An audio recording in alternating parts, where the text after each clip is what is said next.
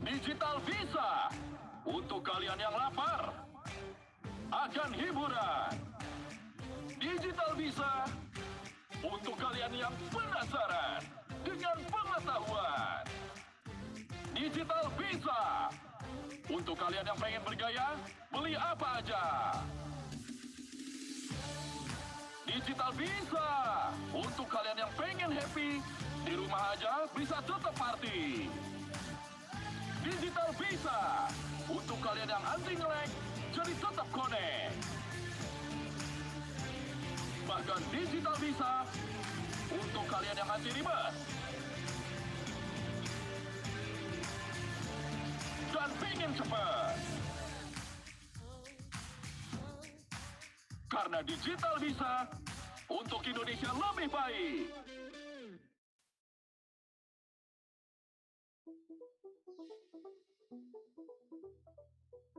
Nowadays, the need to have some conveniences, amenities, and secure data services have become an important part to every business owner. Also, they want to have the system to be in a place that affordable and accessible for them. Digital networks and platforms in order to become the digital industry 4.0. This is the answer for some challenges and demands related to cloud computing based on industry needs from data recovery, data backup, virtual management, email, software development, cybersecurity, system integration to web application development.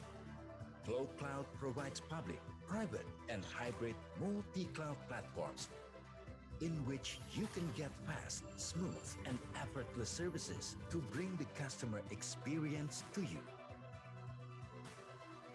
A startup company which focuses on serving online payment uses cloud computing to build an app that can help the small restaurant to do a transaction with their customer by using a smartphone.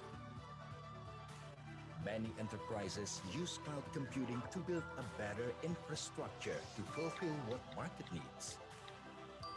In the government sector, cloud computing takes a major role in big data analytics as a part of decision-making to create policy. Flow Cloud has its servers scattered around Indonesia with the best quality, the highest performance security, and the fastest connection. Therefore, you can have the best cloud computing for your business growth with minimum expenses. Flow Cloud supports your business to grow first. After that, let's accelerate together with us. Flow Cloud is the one-stop solution for industries to have the best cloud computing service by Indonesia for Indonesia. No matter your industries, locations, or size, we provide the best solution to grow your business to the next level. Flow Cloud, Indonesia Digital Hub Accelerator.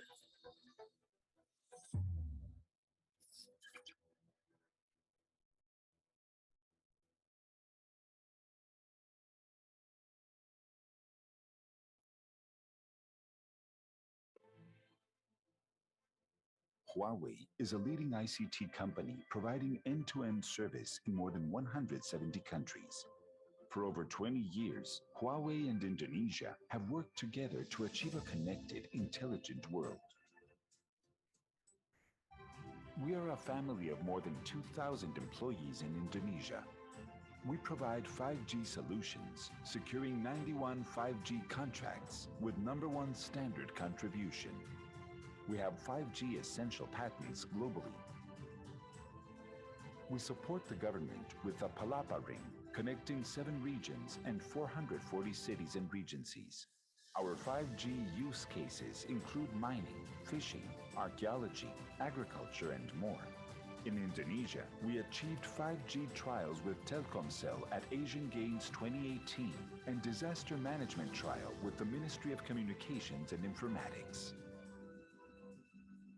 We support the local community by investing in Indonesian ICT talents through capacity training for more than 15,000 ICT professionals. knowledge transfer to over 5,000 local students, including 100 students from 8 top universities through our Seeds for the Future program and ICT competition as part of Huawei ICT Academy Global Network. We also have planned 100,000 Indonesia Digital Leaders program for the coming 5 years. We care for local communities and share with those in need.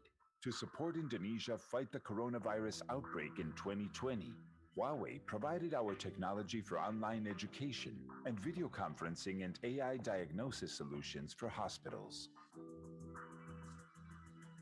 We partner with Indonesia's major service providers and over 400 certified local subcontractors and participate in the Next Dev Summit with over 50 workshops on 5G, IoT, and digital economy, 42 service partners, and over 500 vertical customers in the government, finance, energy, transportation, and ISP sectors. We also provided smart city solutions during the Asia-Africa Summit in 2015. We lead innovation in cloud technology and artificial intelligence. We aim to build a Huawei mobile service ecosystem with our local partners. In 20 years, Huawei and Indonesia has made breakthroughs in connectivity. Together, we can build a better connected Indonesia.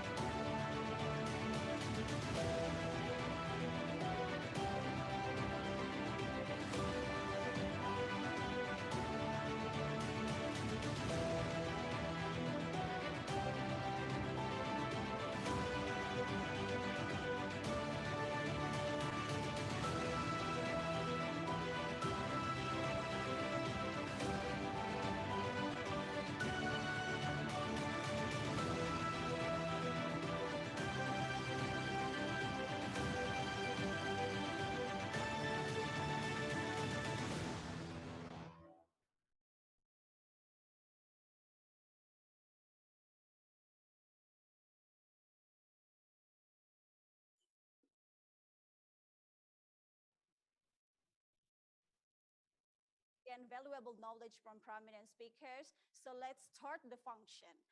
Ladies and gentlemen, the next agenda is the 7th keynote session, which will be presented live by Professor Dr. Hadi Susanto from Khalifa University. Professor Susanto will talk about COVID-19 modeling in Indonesia, a mathematician's apology. And this session will be moderated by Mr. Lukman Heriawan, PhD from Universitas Gadjah Mada, Indonesia. Please allow me to read his brief summary. Mr. Lukman Heriawan, STMT PhD, is an assistant professor at the Department of Computer Science and Electronics, Universitas Gadjah Mada. He accomplished his Doctor of Philosophy from Kyoto University, Japan. Medical informatics and human-agent interaction are his research area, and his current research projects are agent-based electronic medical record system and structuring medical notes. So ladies and gentlemen, without further ado, let's welcome Mr. Heriawan, PhD.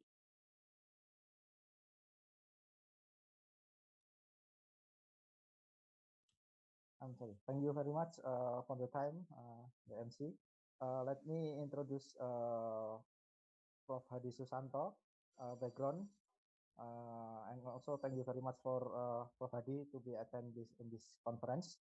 Prof. Hadi Susanto is the professor from Department of Mathematics Science of University of ICoICT, and his education background is from PhD and in an MSc in Applied Mathematics of the University of Twente, and he also from the bachelor degree is from Mathematics in Institute of Teknologi Bandung 2001, and his research area will be theoretical and computational dynamical system and analysis applied to the study of, among others, and also nonlinear wave in different equations that model physical reality in different fields, including biology, condensed matter physics, and nonlinear optics.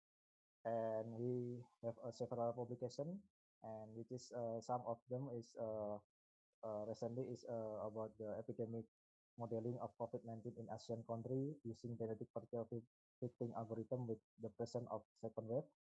And second is about the removing non-smoothness in solving Black Scholes equation using a perturbation method.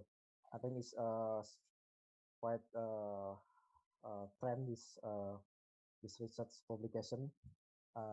Okay, let me introduce Prof. Hadi, please. This time is yours. Please, Mr. Prof. Hadi. Thank you very much.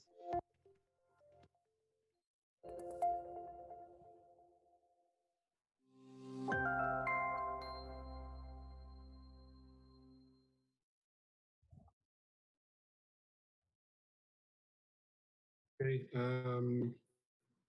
First of all, Assalamualaikum warahmatullahi wabarakatuh.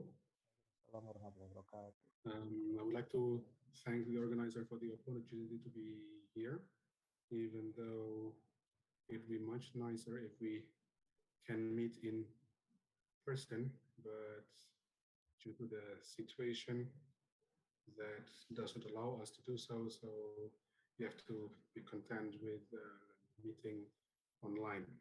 So nevertheless, I hope that it will not reduce the benefit of the program. And second of all, I would like to apologize in advance that, as you could see from the introduction, the kind introduction given by Pak Lukman, that basically I am a mathematician. My background is mathematics, and so it's a bit far away from the topic of the conference. However, I will try to connect what I have been doing in the past couple of months with COVID-19 pandemic to the current the topic of the conference. And then the third of all, if you see later on anything interesting from my presentation, then basically that is due to my collaborators from the consortium SIM-COVID that I will explain in a moment. And if you find anything discouraging, boring, and wrong, then the blame should be on me.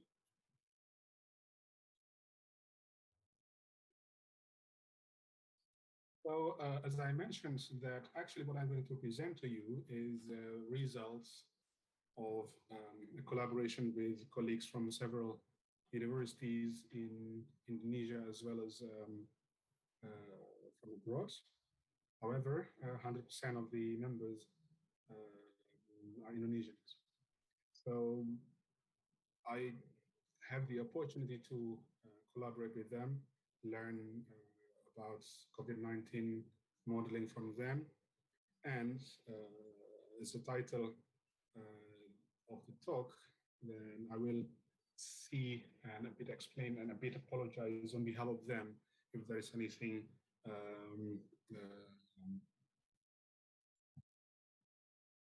discouraging from the results that we have presented so far and we have given to the community.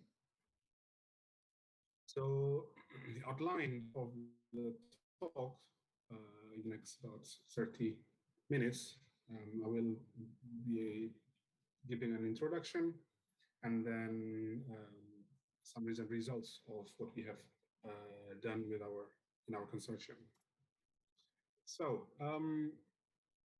as we know that we are now fighting and struggling with the COVID-19 pandemic since beginning of last year, or actually some claims actually from the end of 2019.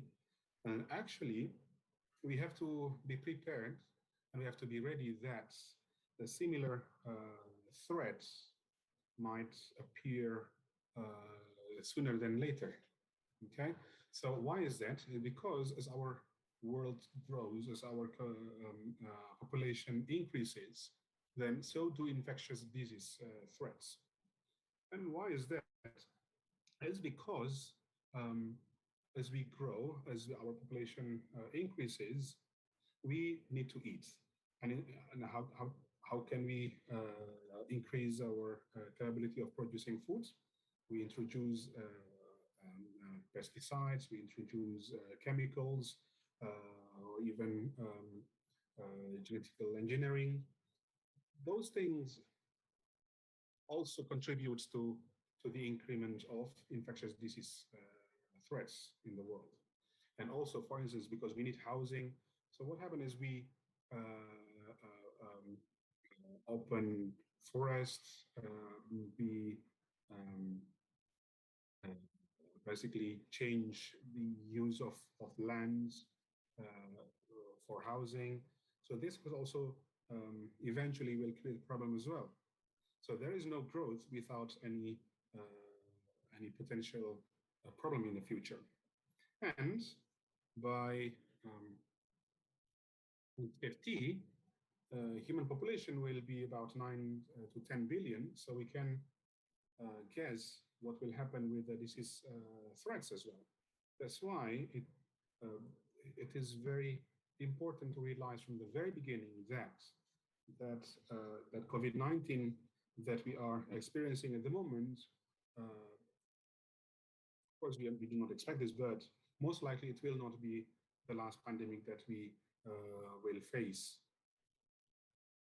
And these are some examples of diseases that appear in the last couple of years.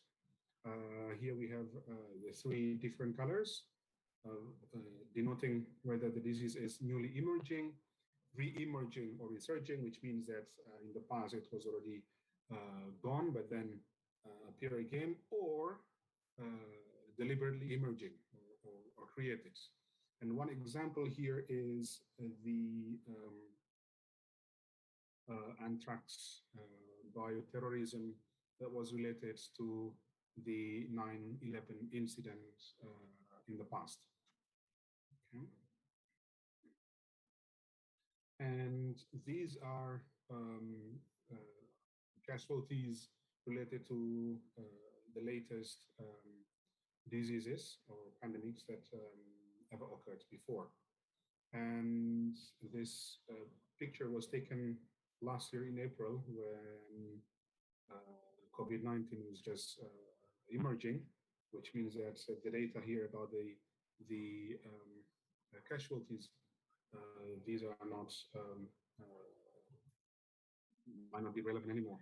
So I can't remember exactly how many millions the latest data for COVID-19. And then as a reminder that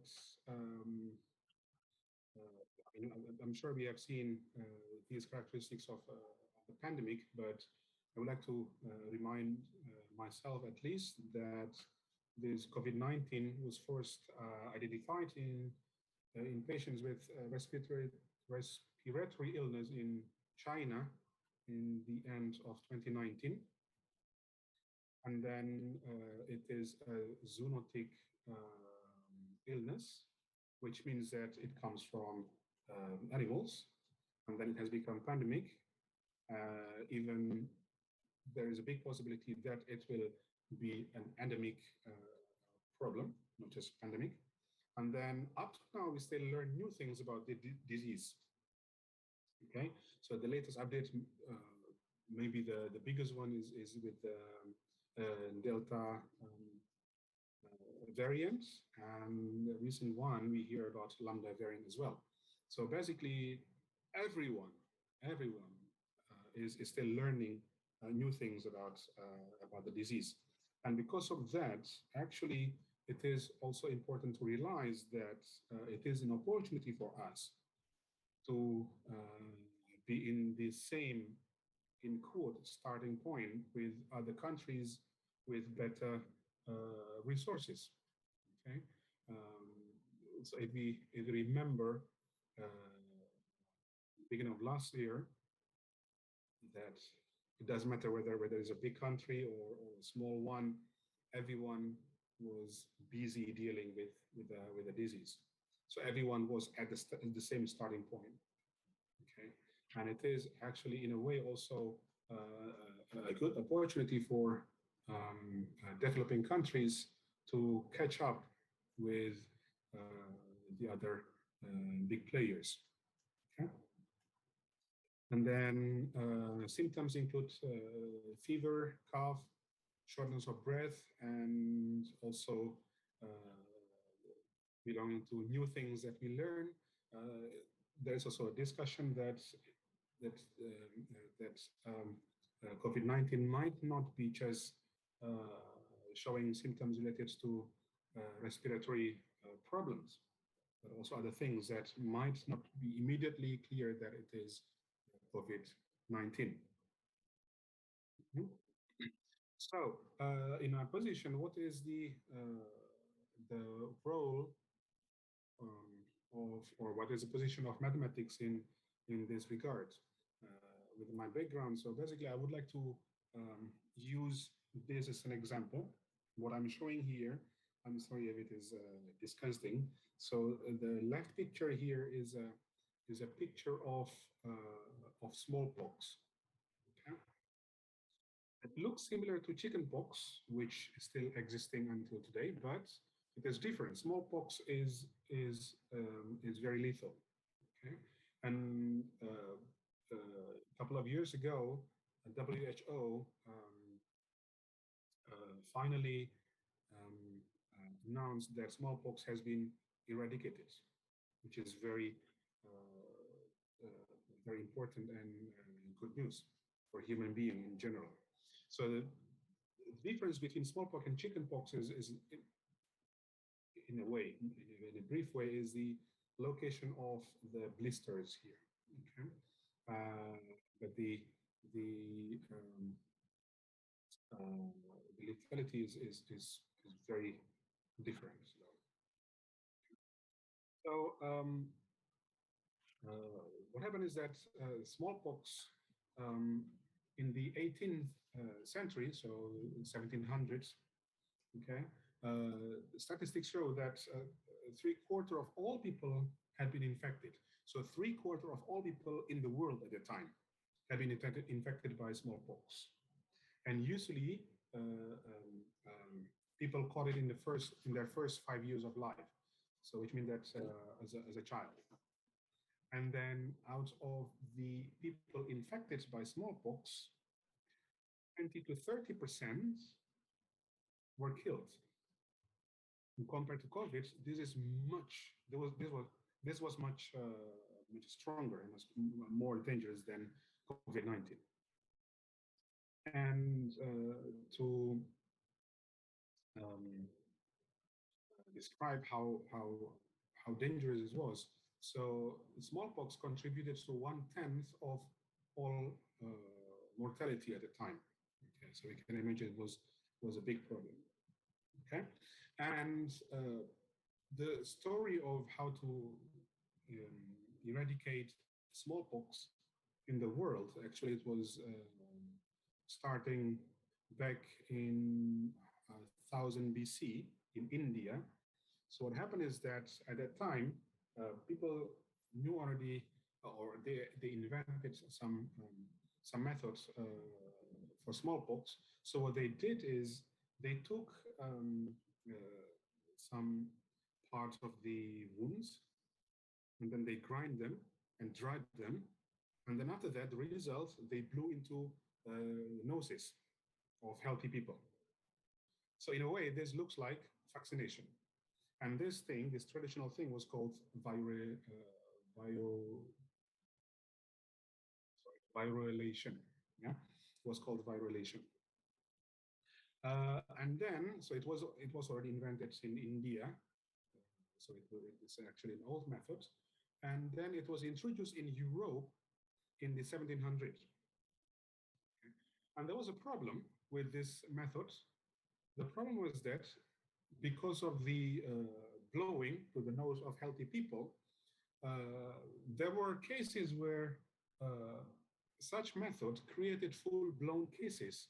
So what happened is that many people got infected by smallpox more than the normal ones due to the vaccination. Okay, and then some policymakers thought that this could be dangerous. So there was a discussion to discontinue this virulation. And then, thanks to a mathematician, physicist named Daniel Bernoulli, who was born and grew up in the Netherlands. So this one's from the family of Bernoulli, that was very well known in textbooks.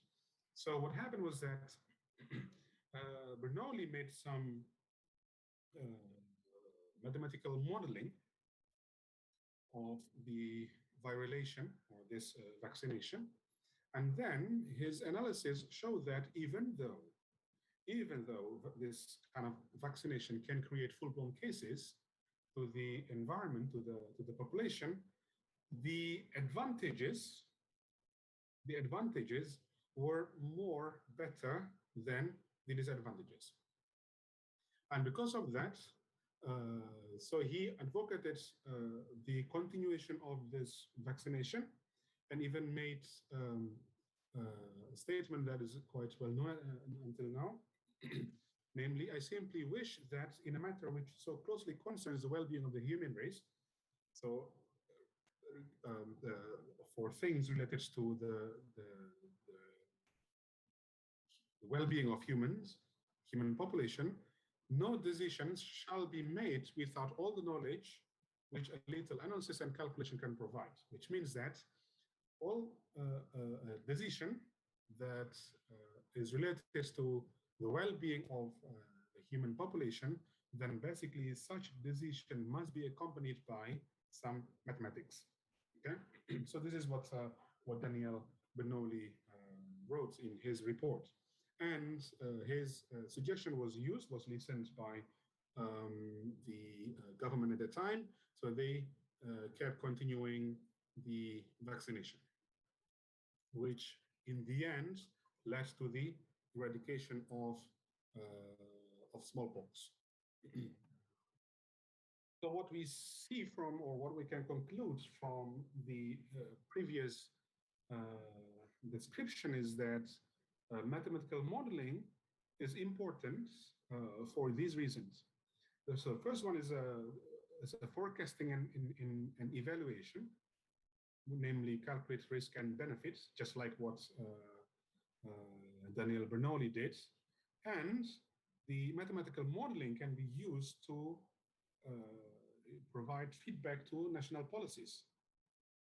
So, and this can go back and forth, which means that there is a biflow in both directions between mathematical modeling and national policies. Okay, so this is the importance of mathematical modeling that I would like to emphasize in this occasion. And regarding COVID-19, I would like to bring to your attention some very good examples from foreign countries that describe how the interaction between national policies and mathematical modeling here. So the first one is this. This was taken from March 2020. So the beginning of last year, when the COVID-19 was just starting. So what is interesting here is that the Dutch government, they used a mathematician named Jacco Wallinga. Jacco Wallinga is currently one of the best epidemiologists that we have in the world. Okay, so the Dutch government consulted Jacco Wallinga to decide what they're going to do. What is interesting is that in the end, they made their own national policies based on the analysis provided by Wallinga and his group. And so the first example is in the Netherlands. The next example is in the UK. So March 2020, UK government at the time decided to delay, but not to contain. So what happened was that the Prime Minister, Boris Johnson, made a press conference that the people in the UK, they have to be ready to lose their loved ones because the government would not do lockdown, not lock down the country. And the decision was based on a report provided by an Imperial College group of epidemiologists, where in their report, so the report was written in February, okay? So they made this report. They say that if the government locked down the country, then what happened is that when they lift up the lockdown, when they open the country again, what happened is that the second wave will be bigger than the first one. Okay, so this one is from February report. And because of the report, the government said no lockdown. And what is interesting is that on about 2 weeks after their first report, on 16th of March, the same group revised the report, and they say that if the government did not lock down the country, then what happened is that hospitals will be overflooded. It's going to be over capacity, and then it's going to be a problem, a national problem. Okay, so 2 weeks after the first report, they revised it, and then what happened was interestingly, so this 16th of March, so a week after that, Boris Johnson decided to lock down the country. Okay, so we see here a nice example of how national policies were influenced by mathematical modeling. Okay, and the same thing with Germany here with Angela Merkel, and even in this case, actually, there's this one is a video of her press conference, and if in the previous case, prime ministers used mathematicians, used scientists. Now we know that Angela Merkel has a PhD in chemistry, So in this press conference, she actually talked about mathematical modeling herself. She was talking about what is the importance of the so-called reproduction number, which we will be touching a bit later. Okay, so what we saw before was from the Netherlands, from the UK, and from Germany. Now, what about Indonesia? This is what is interesting from Indonesia. From our country, this one here, in early March, Ahmad Yuryanto was the spokesperson. We saw him on television every day. At the time, he was the Director General for this control. What is interesting is that he told Science here, so the magazine here, that he does not care what scientists say about the pandemic because the scientists are not important if their information only creates panic. Okay, so it is quite interesting to see how different is the interaction between governments, policymakers, and scientists between Indonesia and the previous examples here. Okay. So just a reminder how the story began in our country. So in February, this is just one example, how our Minister of Health challenged Harvard scientists they invited them to come to Indonesia and do the investigation themselves. And even there were a number of ministers as well who made fun of COVID-19 in the beginning of the pandemic. Okay? And actually, I would like to bring this to your attention. What is the story? Which part of Harvard report that made this reaction from our government?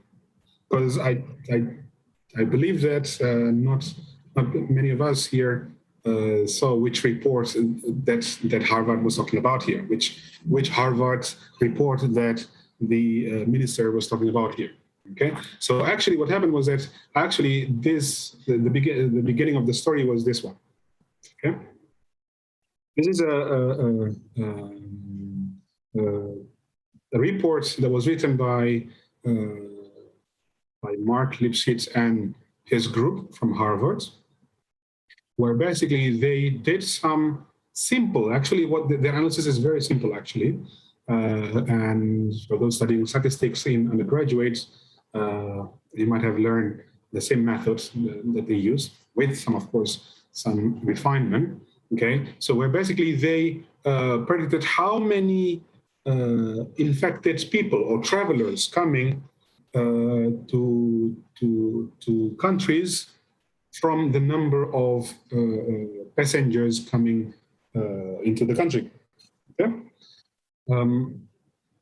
But what is interesting was that this is actually not the only report mentioning about Indonesia and the missing cases that the government did not catch at the time. Okay, so this one's the only report. So for instance, there's this one here. So the report from Harvard was in February, 11 February. This one here is actually appear in January. Okay, just about 2 weeks before that, but this is already published in January. Where we mention here, this one here. They analyzed how many people or travelers from China or from Wuhan specifically come to Indonesia through Bali. And they got this number here. And they say that because it's a big number. So if you see carefully, so this one is per month, yeah? Travelers per month. So it's about more than 2,000, almost 2,500 travelers per month coming to Denpasar. So because it's big, it's big traffic, so there must be some cases coming into the country as well. And so the Harvard report, actually what they said is that this one here, so they use, basically they use regression analysis with some confidence interval. They concluded that every 14 passengers per day, okay, every 14 passengers per day actually are associated with one additional imported case in expectation. So basically every 14 passengers per day coming from outside to Indonesia, from China, for instance, to Indonesia, then we should expect at least one case. Yeah. So for instance, here Indonesia is here. This is even below the 95% confidence interval that the number of passengers per day is between 50 and 100. Okay, but the number of cases reported is 0. So this is even below the minimum case. What is interesting is Singapore. Singapore is even above the best case. Okay. Yeah, so this is actually the paper that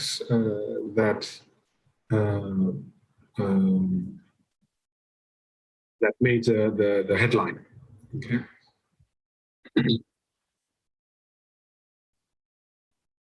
And those two were not the only papers. There is another one here with the same analysis, with the same result. It's quite close, actually.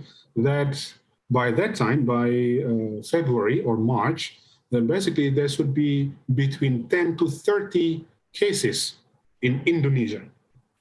However, at that time, the government reported only 0 cases, which also quite similar to the conclusion obtained by the group from Harvard. However, the minister only, or the government only responded to Harvard reports. But actually, it was not the only report appearing at the time.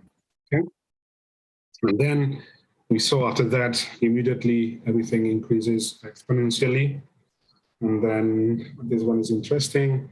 There was some epidemiologists from Universitas Indonesia saying that COVID should have come into the country in January, and then the government said, why did you say just now? That was in April, while in March, they did not believe that. And actually, even the first report was already provided in January about possible cases in the country. Okay, now come to, I have about 7 minutes left. The final part, the mathematician apology. So to come to that part here, after that, a lot of mathematicians, scientists made prediction about the end or the peak of the pandemic. So for instance, here, one of the first reports was made by my colleagues from ITB, that the peak would be in April 2020, which of course definitely not correct. We can see from our report now that's not correct. But why? That's the part of the apologies that I'm going to explain to you. Okay, and so my colleagues from ITB, what they did is they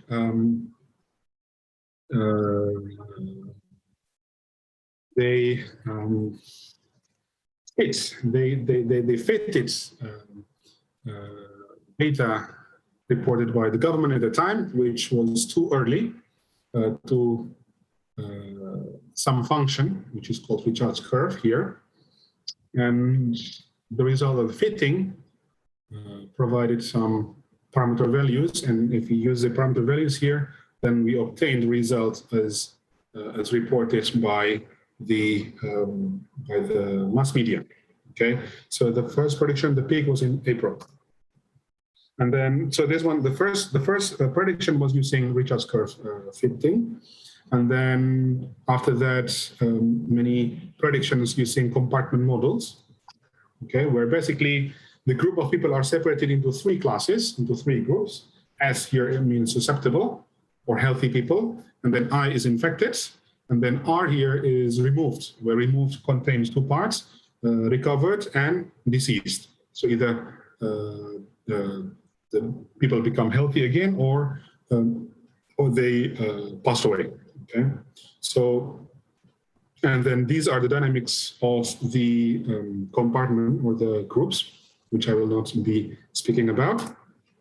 And then after that, so you're saying the compartment models, we see different predictions, 8,000, 70,000, and then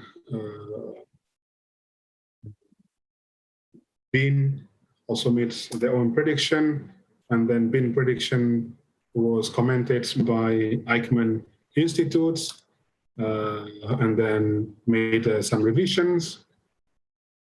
Also, BMKG made their own prediction, and so on and so forth. So what we see is that the predictions are different, and none of them are actually representing what we see nowadays. Okay, so none of the prediction was correct, and then because of that, we see comments from on Facebook, on YouTube.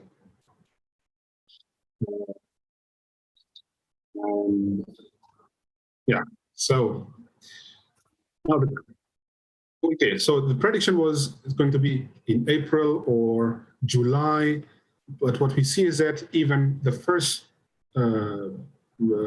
peak was in February this year. So it was long time beyond the predicted period. Now the question is, why is that? How could this happen? Actually, the in quote mistake that we made here is not just solely the mistake of Indonesian mathematicians. It's actually a common mistake, even in the so-called Q1 papers that we used to hear. So, for instance, I'm going to use this example here. One paper that's published in Chaos, Solitons, and Fractals. So CSF is a Q1 journal, and this paper appeared basically last year. And if you check on Google Scholar, this paper has been cited hundreds of times already. So this is a very popular paper. Okay. Now if you look. So what happened is with the paper is that actually they use the compartment model that we saw before. They feed it with the data from China, and they say, oh, look, compartment model can be used to predict when is the peak. Okay, so you're saying the same method, they apply their analysis to data from Italy, and they came up with a conclusion that, please take a look at the prediction here, that the peak would happen in March 2020, okay? And then the maximum number of confirmed cases would be 26,000. Please look at the date and the numbers. And the number of deaths by the end of the epidemics would be 18,000. Okay, so the peak would be in March. The number of cases, active cases would be, at peak would be 26,000, and the number of deaths by the end of the epidemics would be 18,000. Now, if we look at current data, the prediction was in March, right? The peak. No, it was not in March, actually. What happened, the real peak happened about the end of April. So almost 2 months different. And then at the peak, it was predicted 26,000 of active cases. Now, what we see here is that at the peak, it's about half of 20 to 50,000. So more than 100 thousand. So 4 times factor difference. Okay. So what happened? The actual data is 4 times the prediction. And then by the time of the end of the epidemic, there will be 18,000. Actually, no, it's not 18,000. The reported data of death is actually 36,000. Yeah, instead of 18,000, it's actually 36,000. 36,000. So that would be twice the number, the predicted number. And even this new paper here that appeared about last month, so a month ago in Nature Communications, I'm sure you know how prestigious this magazine, this journal is. So this paper claimed that, that actually the number of deaths in Italy by September last year, was not 36,000, but almost double, up to 60,000. So we can imagine how off was the prediction of the paper. And the paper was cited by hundreds of other papers. Okay, so so the same mistake was made by other researchers as well. Pak Lukman, I think I ran out of time already. So how many more minutes can I have? Okay, maybe 4 minutes again. Okay. Okay, I'll try to wrap up in 4 minutes. Yeah, so if you're interested, how could be the difference between the data reported by the government, the Italian government, which is 36,000, to maybe the actual data, which is 60,000 deaths by September last year. We can please ask in the question and answer session. So I'm going to continue. So this is my apology. What is the problem here? Okay, as I told you in the beginning that that we are learning new things. Okay, up to now. And then the predictions we made, or scientists and mathematicians made, were in the very beginning of the pandemic. So we started learning of what happened in the beginning. Yeah. So after that, so now we learn, one of the new things that we learn as a mathematician is that the first one, the mistake is that either the curve fitting, Richard's curve, or the compartment models, or other models that we use nowadays to predict the peak or the end of the pandemic, actually there is a problem there. The problem is that the model did not take into account the adjustments that human beings made, that the government made. Okay, so actually the prediction will be nice if we use it on animals, on cattle, for instance. Okay? There is no adjustment. So what happens is that there is an infection, then infection will spread, and then in that case, then we can predict what happened with the peak, when it's going to happen. But because human beings adapt, people adjust. If we see the increment of casualties, then we make lockdown and so on and so forth. So what happened is that it cannot follow the same prediction, okay, which we did not take into account.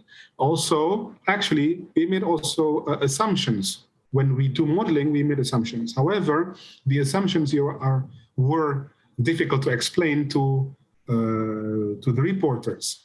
So what happened is that the reporters and mass media only quote the final claim, the final result of the analysis, which actually depends very much on the assumptions. If any of the assumptions is not met, is not satisfied, then forget about the results, right? So those things were problems that we did not predict in the beginning. So that's why creating issues with all the discrepancies in our analysis.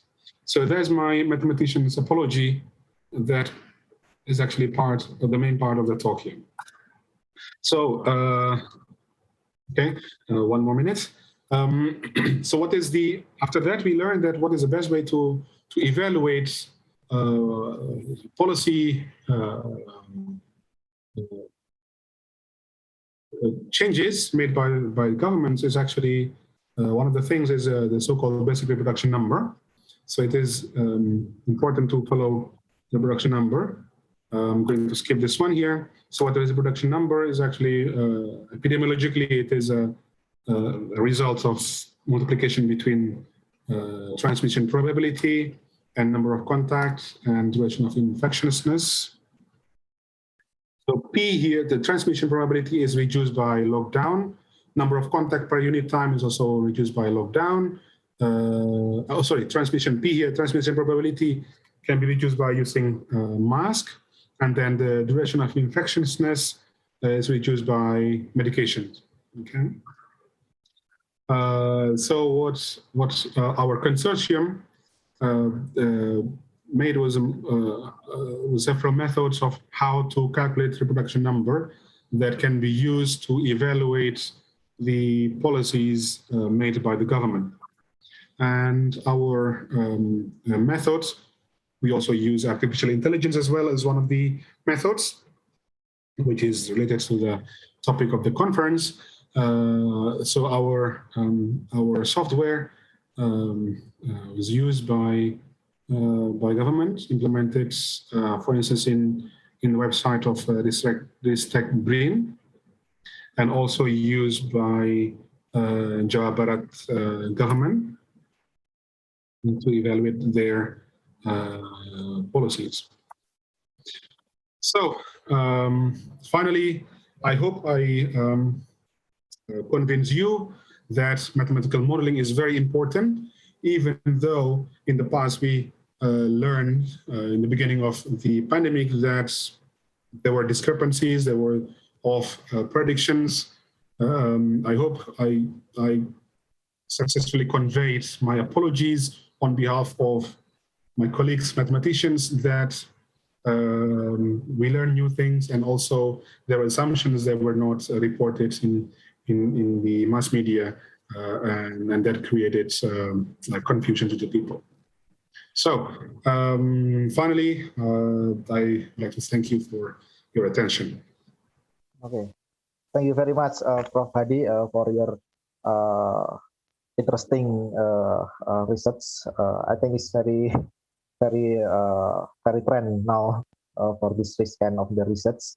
We predict the kind of or modeling this pandemic. Okay, I think there is some question that maybe you can answer. First question is from Pak Retantio.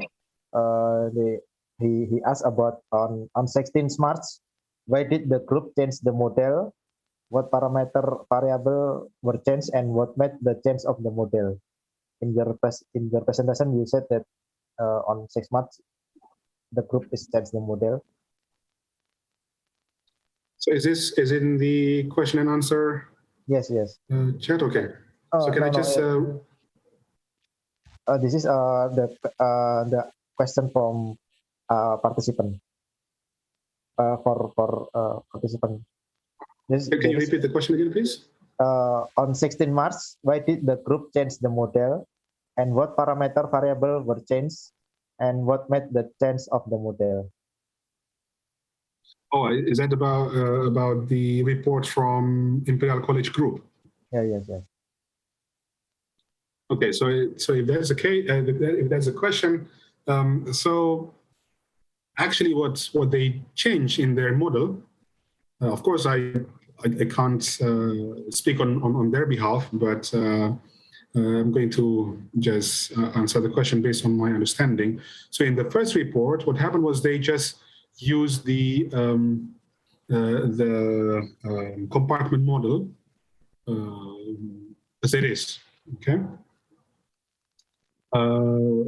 Without taking into account the capacity of hospitals in the country and so on and so forth. Okay? So they use that model to get results. That what happened is that if the government put a lockdown in the country, then after they lift up the lockdown, then what happened is the second wave will be bigger. And actually we can explain that mathematically. So the claim was correct at that time, okay? And then they changed their analysis after, of course, receiving some inputs, some suggestions that their calculations should include the health capacity. So for instance, okay, so for instance, the first wave is going to be less than the second wave. Okay, that's fine mathematically. But if we did not, if we include the health capacity, it turned out that actually even the first wave would be higher. The cases, the active cases, would be higher than the health capacity, which means that even though the first one is still lower, but actually healthcare system cannot handle the cases. Okay, so they made the revision, they revised their analysis. And so it's going to be changed completely the results, but still it is an acceptable excuse, acceptable argument that there is always a revision to our analysis. Thank you. Okay, second question is from Pak Joni Aritonang. In this in the question answer system. This is first, how do we analyze and calculate in this case what is the X factor for the number of the COVID-19 virus so that we can make decision in controlling the spread, its spread. How the formula can be made so that it can reduce the spread factor. Okay, the formula and the numbers cannot reduce the spreading in actual life. Okay, because numbers are just numbers. What can make changes is if the numbers or the analysis is implemented by policymakers. Now, regarding the reproduction numbers, the three factors there, which actually already explained in my presentation. So there's transmission probability, number of contacts, and the period of infectiousness. So if we can control these three, then basically it will reduce the spreading. Okay, I'm sorry. So these three are the main parts. Yeah. So we have to reduce the transmission probability, which so far is used by is controlled using mask, and then number of contacts, which is controlled by lockdown by reducing our interaction with other people, and then the period of infectiousness, which is done by vaccine and medication. Vaccine is still ongoing. Medication, I don't think there is any clear medicine that can be claimed to be effective at the moment. I know in Abu Dhabi, the government is now on trial of certain medicines, and they claim that the result is good, but at the moment we don't have any scientific report yet. Okay, so basically those three things that are the main parts. And then what we learn after that is that, okay, so one of the recent results that we obtained in our consortium is that we did not take into account the cost of doing lockdowns, doing wearing masks, and so on and so forth. So in that case, then actually we need to include or to use game theory, where we should include the cost of the policies. So for instance, we just, from the very beginning, we just say that, oh, use mask. The government asked the police, the army to to walk around and implement everyone to wear masks. But what we did not take into account is that actually wearing masks is costly for Indonesian people. Not costly in terms of financial per se, not just that it's expensive, but there are many costs that we did not take into account.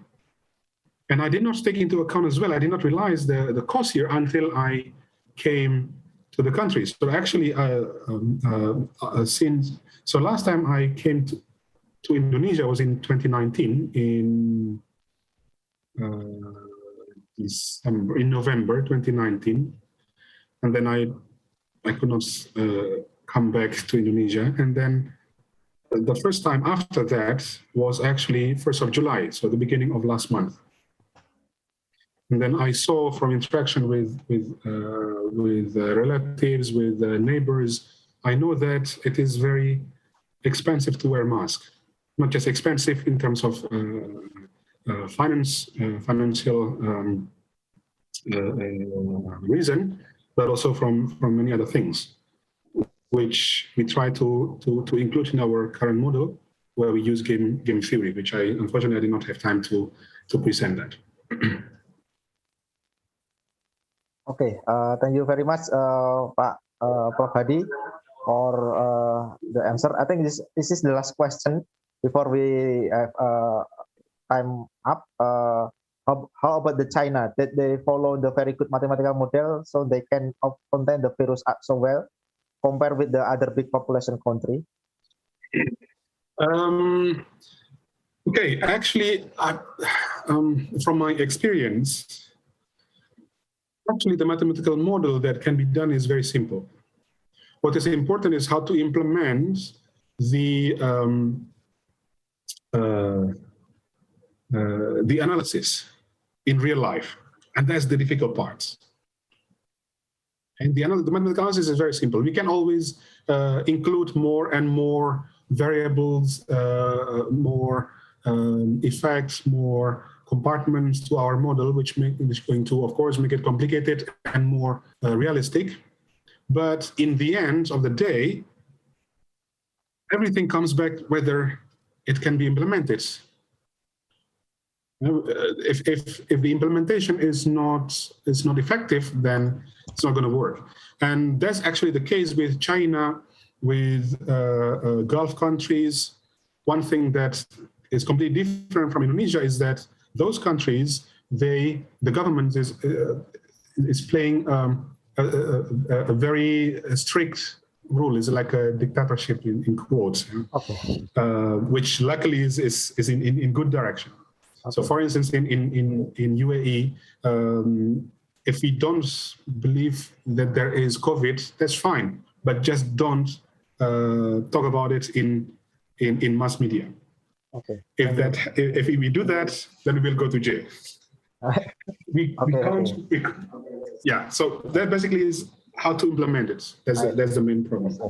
Prof. Hadi is very. I think there's also several questions, but I think since the time is up, I think it's quite very precious information from Prof. Hadi. So thank you very much for the presentation. I think it's valuable time information for us to follow your research area as well. Okay, thank you. Also, I will give back the time to MC. Thank you.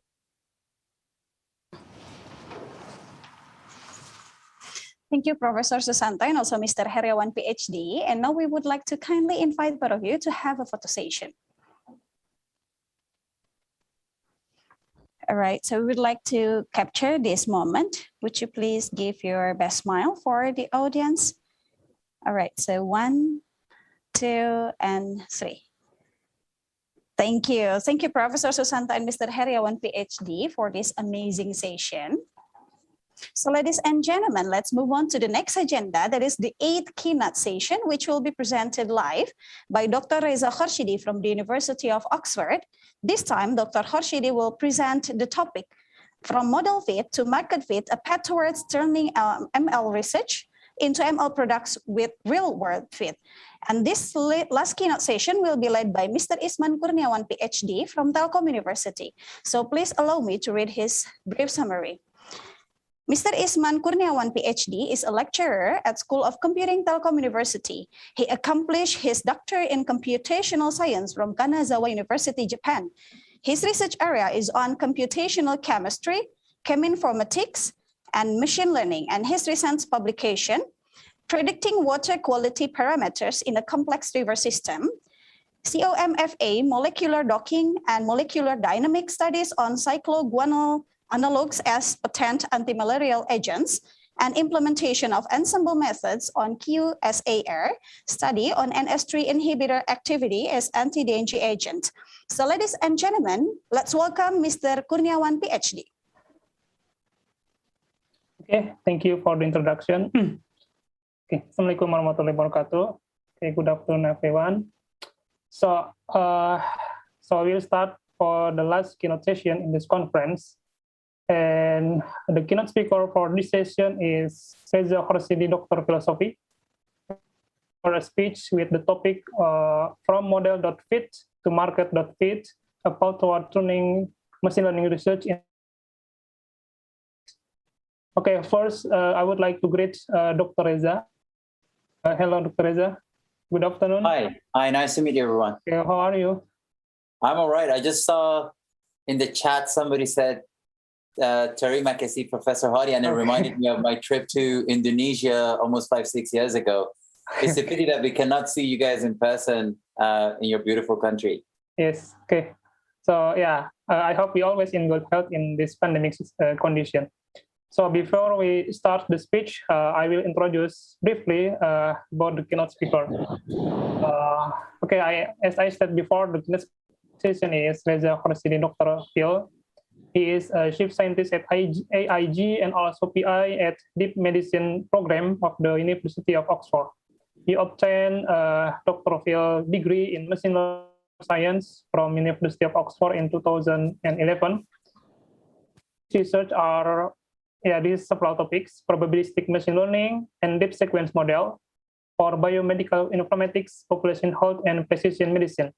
And recently, he has published a of his publication. The first one is Hybrid Hierarchical Transformer-Based Model for Accurate Prediction of Clinical Event using Multimodal Longitudinal Electronic Health Record, published in 2021. And then the second one is Pharmacological Blood Pressure Lowering for Primary and Secondary Prevention of Cardiovascular Disease across different levels of blood pressure, and individual participant level data meta-analysis, published in 2021. And then the last one is network modeling method for fMRI, that published in 2011. So actually, interested to be a moderator in this session because of this interesting topic. So even I have not listened to the speech, but I can guess that the speaker will deliver his experience to transform the knowledge in machine learning to a product with commercial value. So as we know that we are often to focus to develop something related to the theoretical one and very right to think about a product. So actually we face the challenge about how to transform our finding in research become something that has commercial value. And also I'm very interested with the title of his speech. So as machine learning enthusiast, I'm very familiar with the term of model.fit that is used to ask the model to perform training stage. However, the speaker introduced the term of market.fit, that maybe it's mean that if we use the same analogy with the model fits, maybe it's mean that we perform planning process to something to be fits with the market. So we hope we can get the insight from this speech to have like a strategy for the transformation. I'll give the session to Dr. Reza. Time is yours. Thank you very much. Really appreciate it. I'm just gonna share my screen and you tell me if it's working or not. So do you guys see the full screen presentation? Yes, can see. Okay, do you see the right view or do you see the one for the presenter view or something? No, is it only a single full screen? Yeah, single full screen. All right, perfect. Well, I think it's your afternoon. So good afternoon, everyone. Thanks for the for the generous and kind introduction. So I thought when the organizers reached out to me to talk about my field of research, and particularly with some touch of what the world can do differently after the COVID and so on, I kind of felt like it would be useful to bring machine learning to the audience from an applied lens. So by that, I mean trying to kind of talk about there has been so much advances in the field. How are they going to be translated to real world? And in the earlier talk, as you might have heard from Professor Hadi, he was kind of mentioning the same thing, that the mathematical modeling can be done, can become more and more complex, but real challenge is how do you take it to the real world? So anybody who comes from a modeling background, they are familiar with the concept of model fit. So usually when you code it in Python or something, you do model.fit and it trains the model. Here we use the same concept and talking about market. So without further ado, let's get into the details. If anybody is interested in staying in touch to discuss some of these topics, feel free to use my email address or handles on Twitter and so on. And I'm more than happy to answer any question or continue the conversation if needed after this. So let's begin with a little bit of an overview of ML systems. So we keep hearing about machine learning, AI are doing are so exciting. Everybody's interested in them. Why is that so? And you might hear from a scientist who might tell you, well, the number of publications are growing, the accuracy of the models are increasing. And then you might hear from hardware people that might say, oh, our computer is a lot more powerful, a lot faster, and so on. But if you ask an economist, the economist usually will tell you that whenever there is this sort of interest in a technology on the applied side, they usually tend to drive the cost of something down.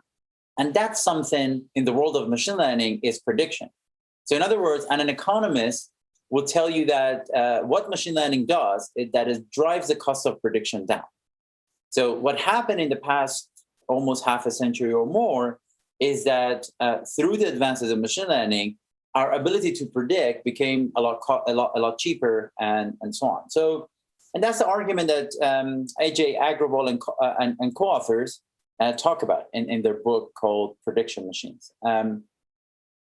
Another thing that an economist will tell you is that these sort of technologies are not alone in getting the job done. Like in this example of machine learning, when we think about the kind of, like we said, machine learning drives the cost of prediction down, is prediction the only thing that matters? Like it all is, in order to fulfill an objective in real world, is all you need a prediction, or do you need more than that?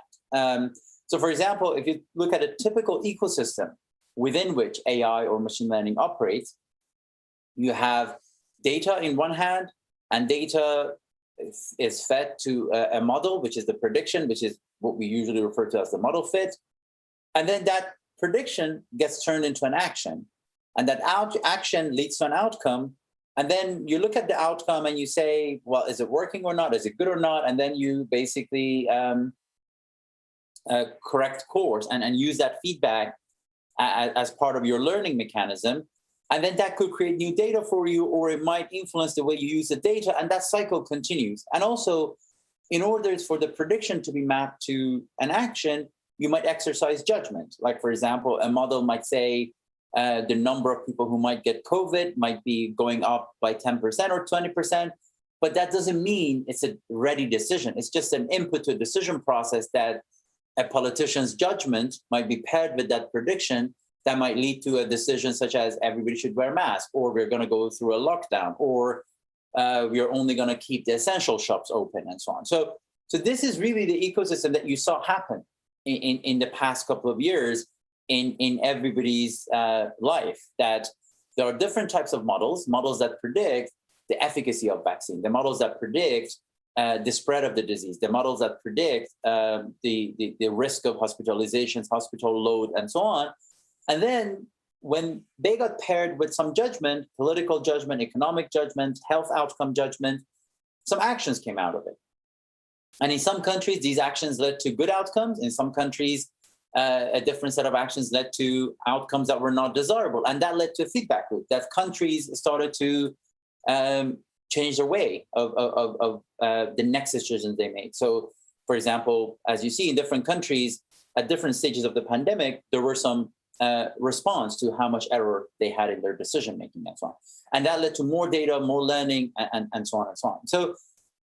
So anyway, so far what we talked about is that from an applied perspective, from a commercial or applied perspective, usually when we think about machine learning, economic view of it should be in the form of machine learning is going to drive the cost of prediction down.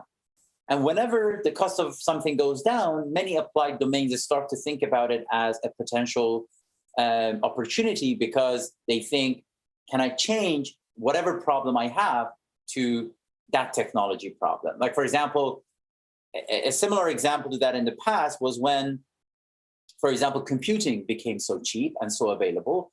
And what happened is that somebody said, photography is a chemistry problem, but look, compute is very cheap. Can we turn photography into a computing problem because it's going to have a lower cost? And that led to digital photography, right? So in the world of machine learning, what we talked about so far means that people are going to say, what are the type of problems we are facing in healthcare, in business, in various other domains? For example, you could say driving could be a problem that some industries would like to reduce the cost of. Then they say, can we turn driving, which is a human, et cetera, a story into a prediction problem, which means can model predict what a good driver will do if this is a context the driving is happening in. So then if that's the case and people start to think about prediction being an interesting opportunity, it's not prediction alone that solves the problem. Prediction usually is part of an ecosystem that that consists of, for example, judgment, action, learning, data, etc. And we cannot just simply say, because we are doing a better prediction, we are going to be guaranteed to get better outcome. There are other components that could influence the outcome. So in other words, put simply, a lot of the time in machine learning research, the way people think about stuff is that machine learning could be something like an intervention. You give it to people to become better at their job or something. And then we believe that whatever, as the accuracy of the model increases, the x-axis, the accuracy, the outcome of that we care about is going to improve in a linear fashion almost as if. And that's not really true. Systems, the real world systems, like the one that I showed the diagram of in the previous slide, are a lot more complex than just because you got a better model doesn't really mean you're going to get better outcome. On the other hand of it, at some point, due to the improvement to your model, you could get to a situation where you have suddenly brand new opportunities that could help you think differently about the way you deal with the problem. Like, for example, in the case of COVID, if your watch, the Apple Watch, for example, can monitor your oxygen level, and suddenly you have the accuracy of predicting if somebody has COVID or not as a result of it, goes above a certain threshold, you might suddenly change your guideline for COVID and say, don't call the doctor, install this app and see how the model predicts. If model predicts this and so on, then do the next action. Whereas in other cases, you might have asked people to come to hospital to do a saliva test and stuff like that. So it's important to be mindful of it, that the system is complex. It's not like this ideal linear system that a lot of time we think about. And when the systems are complex like that, the improvement to the model accuracy is not necessarily going to be translated linearly to improvement to the outcome. And secondly, model accuracy change and improvement could sometimes lead to opportunity to transform the way things can happen. Let me give you an example. So probably one of the best examples of this is what Amazon patented a few years ago. So in this patent, which is called anticipatory shipping, what Amazon is talking about is that they have a recommender system. So I'm not sure how big Amazon is in Indonesia, but it's basically an online shopping service. So it's known for so many things, but probably most dominantly for retail. So in retail, you go online, you look at stuff and you buy them. And Amazon has a recommender system, which means you go online and it shows you stuff that it thinks you're interested in. So in other words, recommender system plays a big role in driving sales because you might suddenly see stuff that you like, which you otherwise might not go to the website for that item. And that means Amazon can suddenly get more and more sales from you. So therefore, the accuracy of the recommender system matters in terms of Amazon continuing to be a better online sales the way we know it today, which is user logs in, goes there, sees the stuff, buys them, checks out, and so on. But in anticipatory shipping, what Amazon says is that at some point, the accuracy of my recommender system could pass a certain threshold that the economics of a new business could be okay. And that new business is as follows, that when I'm that accurate, without, for example, a customer coming to my website and getting to the point of making an order, I could make a decision that this customer actually is going to like this item. And I'm so certain about it because I trust my model and my model is very accurate that I don't really want them to kind of click and purchase. Because I'm going to have a driver in their neighborhood almost every day, I'm going to just send it to them. And they're very likely to say, oh, actually, that's a pleasant surprise. I'm going to buy it. And that suddenly changes Amazon from a business that is in the form of users log in, look at the recommendation and order and so on, to a business that basically sends bucks to your door in a kind of like a surprising fashion. And also more likely these surprises are to be a pleasant surprise in the form that you're definitely going to buy it. And that's a very interesting story that becomes suddenly transformative. It's not a typical retail company anymore. It needs to be a company that basically can get away without having even a website to the extent that we know today. And that's the kind of nonlinearity of model fit and market fit. So certain state of model fit, certain level of machine learning ability translates to certain other level of commercial capabilities that is not always linear in the form of a better, cheaper, faster, sometimes could be transformative. So in light of this insight that machine learning is driving the cost of prediction down, that means a lot of businesses will be excited about it to turn their existing problems into prediction problems. And also, whenever you have a prediction, that's not the only thing that matters. It's an ecosystem that gets paired with prediction that matters. And also, prediction doesn't linearly translate to outcome in a lot of these systems. We want to talk about this concept a little bit more, because bringing the prediction accuracy to the market fit together is becoming more important in light of the insights that I just shared. So in other words, you cannot be just obsessed with improving your prediction accuracy. You have to be obsessed with what the other side of the equation is like. And that's what I mean in this graphical representation of the concept, that on one end of the story, you've got this thing that we refer to as market, and it doesn't have to be a commercial thing. It can be a healthcare system. It can be a government organization. It can be whatever. Usually in the world of product, it is referred to as market, which means basically people. People with a bunch of expectation and outcomes and so on. On the other end of it, you have model. The model talks to the market in a few different languages. One language is, for example, data. One language is judgment. And another set of languages are metrics. So, for example, you make a prediction and you want, as a result of that, the number of deaths in a hospital to go down or the number of hospitalizations to go down and so on. So in a way, you've got certain outcomes you care about. And then the model does the kind of stuff that scientists tend to know as, for example, CS statistic, F1 score, AUC score, area under the precision recall curve, sensitivity, specificity, etc. So this is the system we want to talk a little bit more about. So in this part of the system, that's what the machine learning folks talk about all the time. This is the part of the system that product design, product management people talk about all the time. And the whole system is where I think it's important for machine learning scientists and product management to kind of start to build more and more bridges. So instead of being obsessed with model fit, or instead of being obsessed with the market fit, it's important to be obsessed with joint market fit and model fit. So to kind of make the case even stronger, I want to refer to this quote from Andy Rashlev, who's one of the famous people in the world of product, which says, when a great product meets a lousy market, market wins. When a lousy market meets a great product, market wins. When a great product meets a great market, something special happens. So really, people as experienced as him, what they usually see is that doesn't matter how good your model is, doesn't matter how good you think you thought about the problem.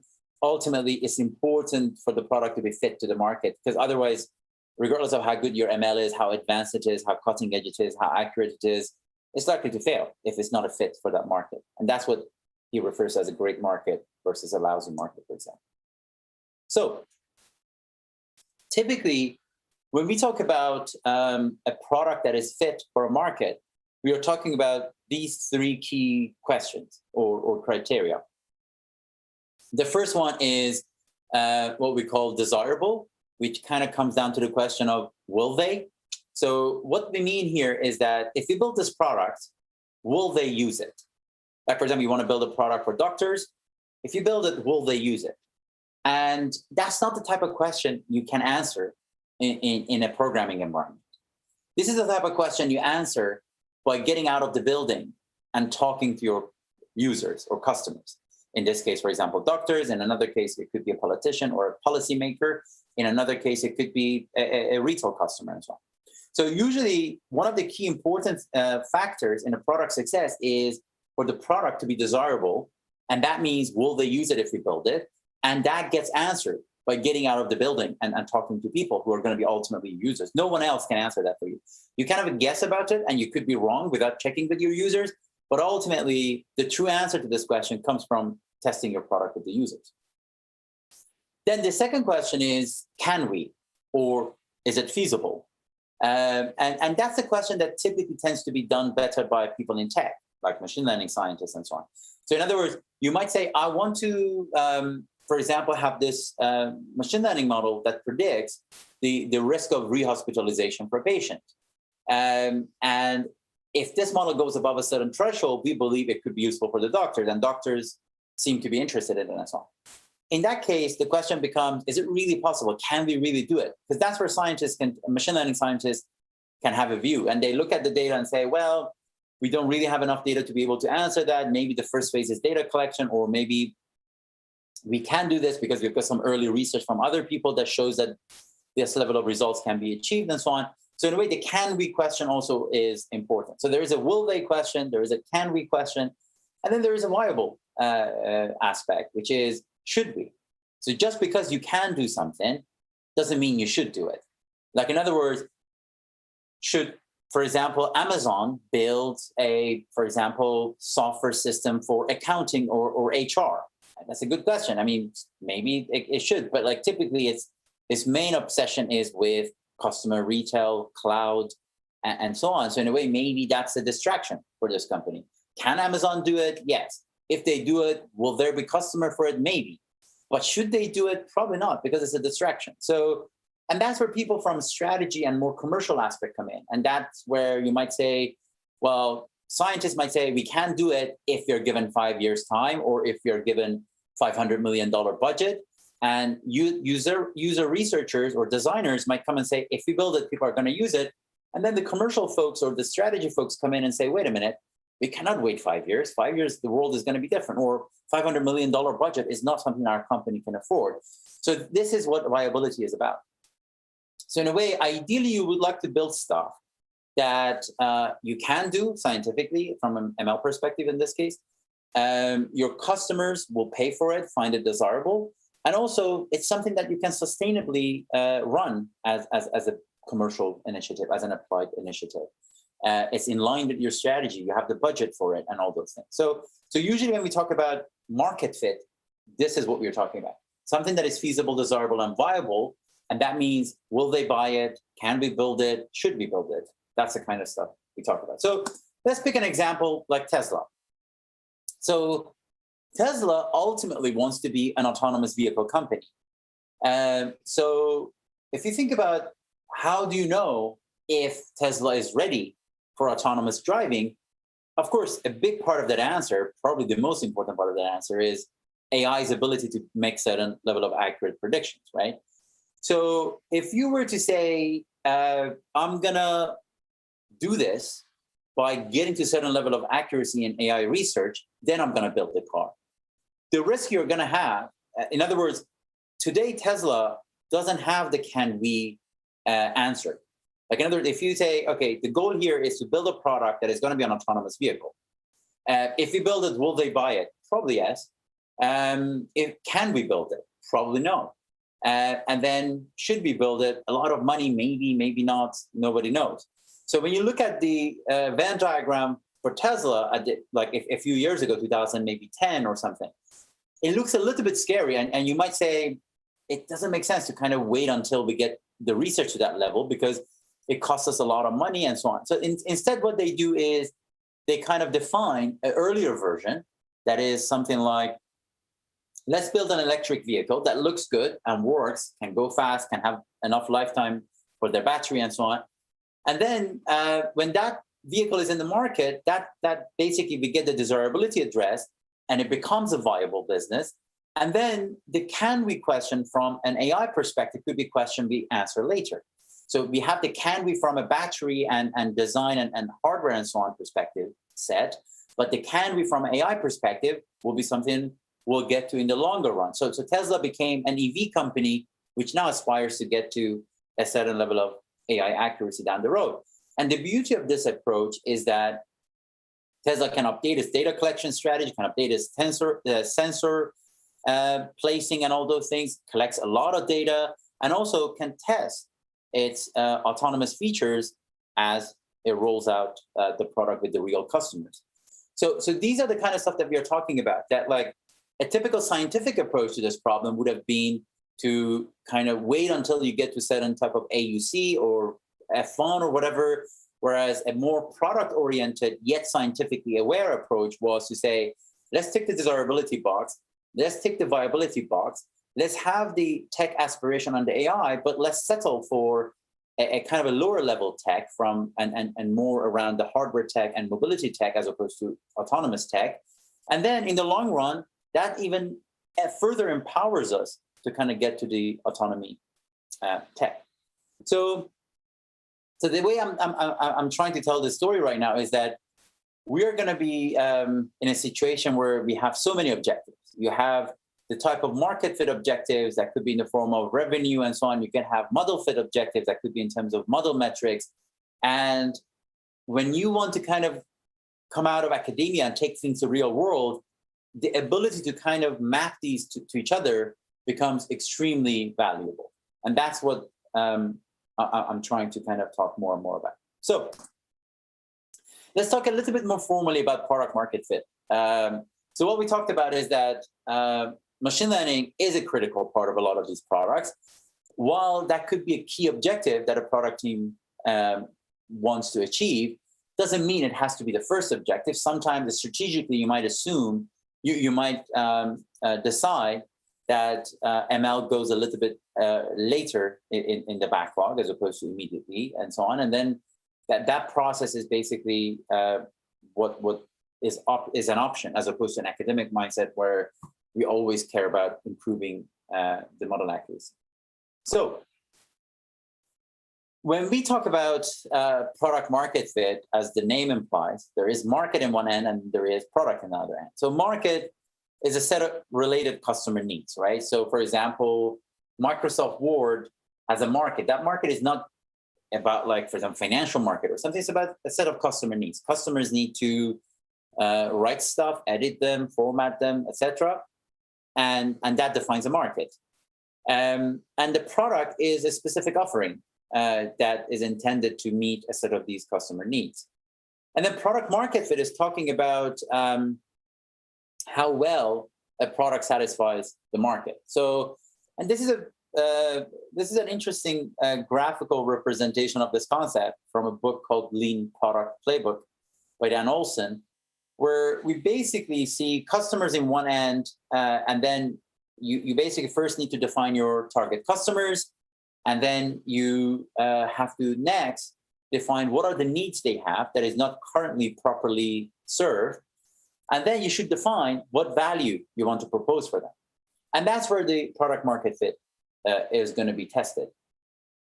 And then from there, you say, okay, in order for me to deliver these values, I need to build a product that has got certain type of features. So the features could be, it needs to have a prediction of this, or it needs to have a way of gathering data like this, and so on. And then all of these things can be tested. And then ultimately, when you've got all those things clear, then it becomes a user experience, which basically means it becomes a piece of software that gets rolled out to your users. So in a way, what people talk about when they talk about product market fit, I mean, a lot of the time, in order to get to product market fit, you don't have to build code. and that's where I think a lot of scientists and engineers get surprised, that usually a scientist tends to approach product market fit by saying, I'm going to research this idea, I'm going to write a lot of codes, I'm going to reach a certain level of model accuracy, and then from there, I'm going to go to users and sell them. Whereas that's not really the way it needs to happen, because research can take forever. Like the Tesla example is a good example, that like Tesla has been in the market for almost a decade now. And if you look at it, they still haven't gotten to that level of accuracy. So if Tesla was to approach the problem the way that a scientist, a machine learning scientist would approach it typically, it would have meant that for a decade, they would still stay in the lab and still have no idea if their hypothesis is right or wrong. And that's where the practices of product market fit become important. So first define who your customers are, and then go talk to them and try to understand what are the type of stuff they seem to not have properly served at the moment. And then from there, when you define that, then you can say what value you can propose to them. So in a way, you could do some sort of a gap analysis of some sort, that you say, these are big problems that exist, and these are, for example, the ones that have been addressed, where it usually means there's a lot of competition there, or these are the ones that are not addressed, which means it's a big opportunity. So problems that have not been addressed, that means it's a great opportunity. That defines where you should go and play. Like in other words, if you've got a brilliant AI and you want to kind of go into the online shopping space, it's a heavy competition space. So it doesn't matter how good your AI is, you're likely to not find product market fit, because the competition is happening across multiple features right now, that by just being a better AI, you're not going to win. Like if you see Google, for example, search is a domain where AI accuracy matters a lot, but nobody's trying to kind of beat Google because they've got better AI, because the product market fit, the target customer is very difficult to define right now. Because if you're trying to serve the need that is in the form of searching the web, that problem has been served quite well by Google. So it becomes really hard to define what underserved needs or one unserved need are you going to address. So when you identified a bunch of customers that have got a certain set of needs that you think you can address, then it's time to kind of check with them, to check the idea with them. You might say, for example, okay, let's say for them you go back in time when Uber wanted to check the idea. You might kind of talk to people and say, well, actually, people don't enjoy the idea of finding a taxi. Sometimes they have to spend a lot of time next to the road until the taxi arrives. They prefer to have a little bit of prediction power in terms of when the car will arrive or control over it. But at the same time, if you want to do that, you have to call a cab company. There's a lot of, you should have cash or whatever. And then suddenly you might end up saying, okay, there seems to be a big group of customers who think their interest in having control over when the taxi arrives and having the ability to not spend too much time on paying the driver and so on is not served. And then your value proposition might be that maybe we put an app that people enter their credit card details and we connect them to the taxi drivers and so on. And in order for you to test that idea, you don't have to code it still. You can build something very like a prototype of some sort, which is more, it could be done in PowerPoint, for instance. And then you could test it with your users and they can come back to you and say, yeah, that would be extremely interesting for me and so on. And then you go and build the features and build the UX and roll it out to the users. And that's what we refer to as the discovery process. You know, in the discovery process, you basically talk to the customers. Customers are not supposed to tell you what solution they're looking for, because I mean, it's a lot of the time people in technology and so on are better at figuring out the solution, but customers can definitely tell you about the problems they have. So discovering the problem space better and checking some value proposition with the customer, these are the kind of stuff that customers can tell you. But then how do you translate that to a product is still down to you. So, and that's why we separate this into a problem space and the solution space. The ultimate objective here is to figure out a solution space, but you only have access to the problem space as part of this discovery. So you do more and more in the problem space. You pair that with your knowledge, creativity, etc., and you build stuff in the solution space. You test it with your users, and you repeat this loop. And over time, you build better and better products. So in a way, what we are saying is that layout that I showed earlier, what we are saying is that in the first step, forget about the model even, you could say. Because a lot of the work can be done without too much coding on the left side of the diagram and purely by what they call contextual inquiry and the discovery process on the market side. So when you've done that, you have a bunch of hypothetical ways that you think a product could be built. So, and that brings us to the concept of minimum viable product. So in a minimum viable product, what we talk about is something that is functional, which means it works. In other words, when your users want to interact with it, they feel like it does something for them. It is reliable, it doesn't crash all the time, and it is usable. They find it useful to some degree.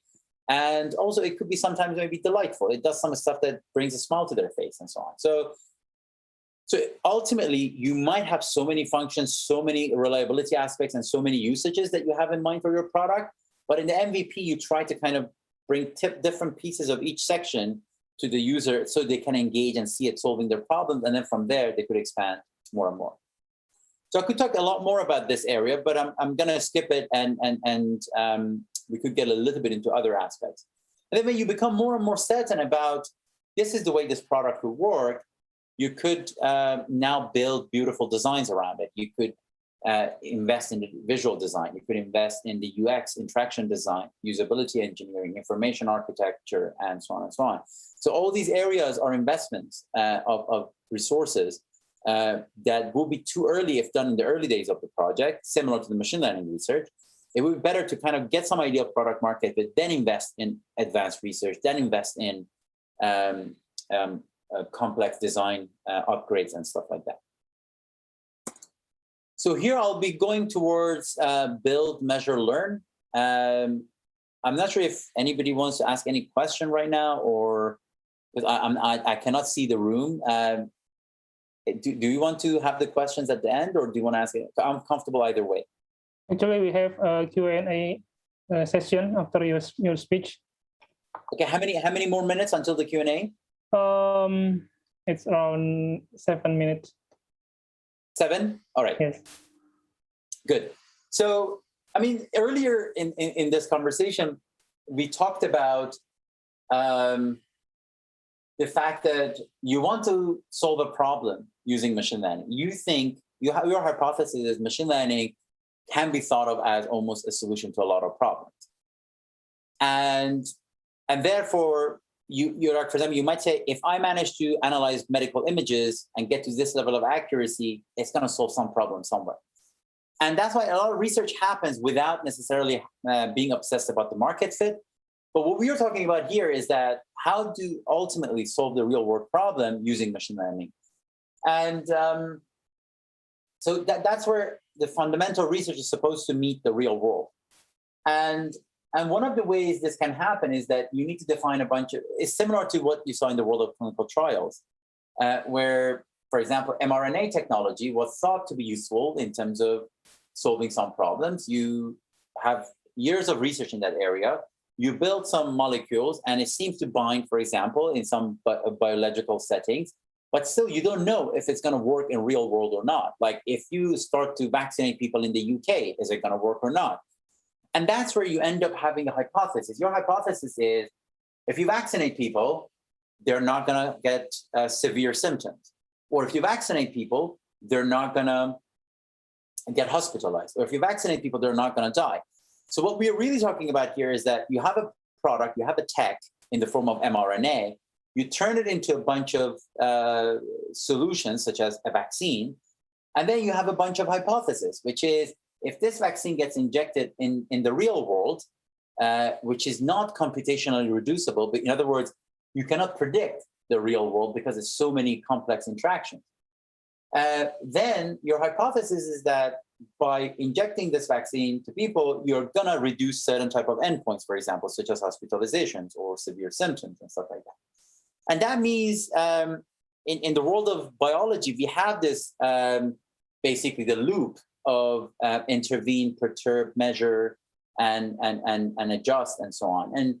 And that's what happens in a lot of real world experiments that we see in biology and epidemiology and so on. And in the world of software and product, it's the same thing. So particularly when the products are supposed to be brought to medicine, it's even more so. So So that's why there are two topics that here I think are important. One is agile and one is lean. And these are the methodologies that you might have heard about. So in the world of biomedicine, we have this notion of measure, model, perturb, repeat. And that's why, because a lot of the time we don't really know what's inside the system, almost like the system a lot of times is like a black box, how people will behave. If people take vaccine, will they suddenly go and have more contacts with people? Or if people, or the other way around and stuff like that. We don't know these things. We can make hypotheses around it, but we don't know it. That's why we end up defining some endpoints and we start to perturb the system and start to measure, and then we repeat it and see how it works and so on. And in the world of software as well, they say the same thing, that it's better to build smaller pieces that are useful, like the MVP example that I said, and start to have people actually use it as opposed to things being in your mind.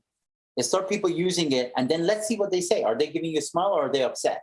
So in this example you see here, it's usually the way visually this story is told, that like, you might want to get to the car, but if you do the wheel, nobody's going to know what's happening. You cannot really get this feedback from people and say, early days of building a car, nobody's going to give you an excitement reaction about a wheel. But then if you approach it differently and say, ultimate goal is mobility, maybe I'm going to start to understand people by building them a scooter. And then I see some degree of a smile maybe, but then they might tell me that, well, with scooter, I need to do too much work or balancing is difficult. Maybe I'm going to need a bike. And then after the bike, it becomes a motorbike where it brings a little bit of an engine to the picture. And then they say, oh, I would like to travel with my friends and family and so on. And that turns into a car, because that way you're breaking your big hypothesis into pieces and testing it with users instead of having everything in your mind. So in the world of Agile, the key principles are, instead of so many complicated processes and so on, focus on people. And instead of comprehensive documentations and master plans, think about working software. And instead of contract negotiations, be obsessed about customer collaboration, get things to your users and let them tell you if they like it or not. And then and react to changes, because a lot of time people have these master plans and they don't listen to anything around them until that master plan is executed. And that was the essence of Agile Manifesto. There's a lot more detail about it, but we could just skip that in the interest of time. The other thing in addition to Agile is lean. Lean startup was the concept that was popularized a few years ago.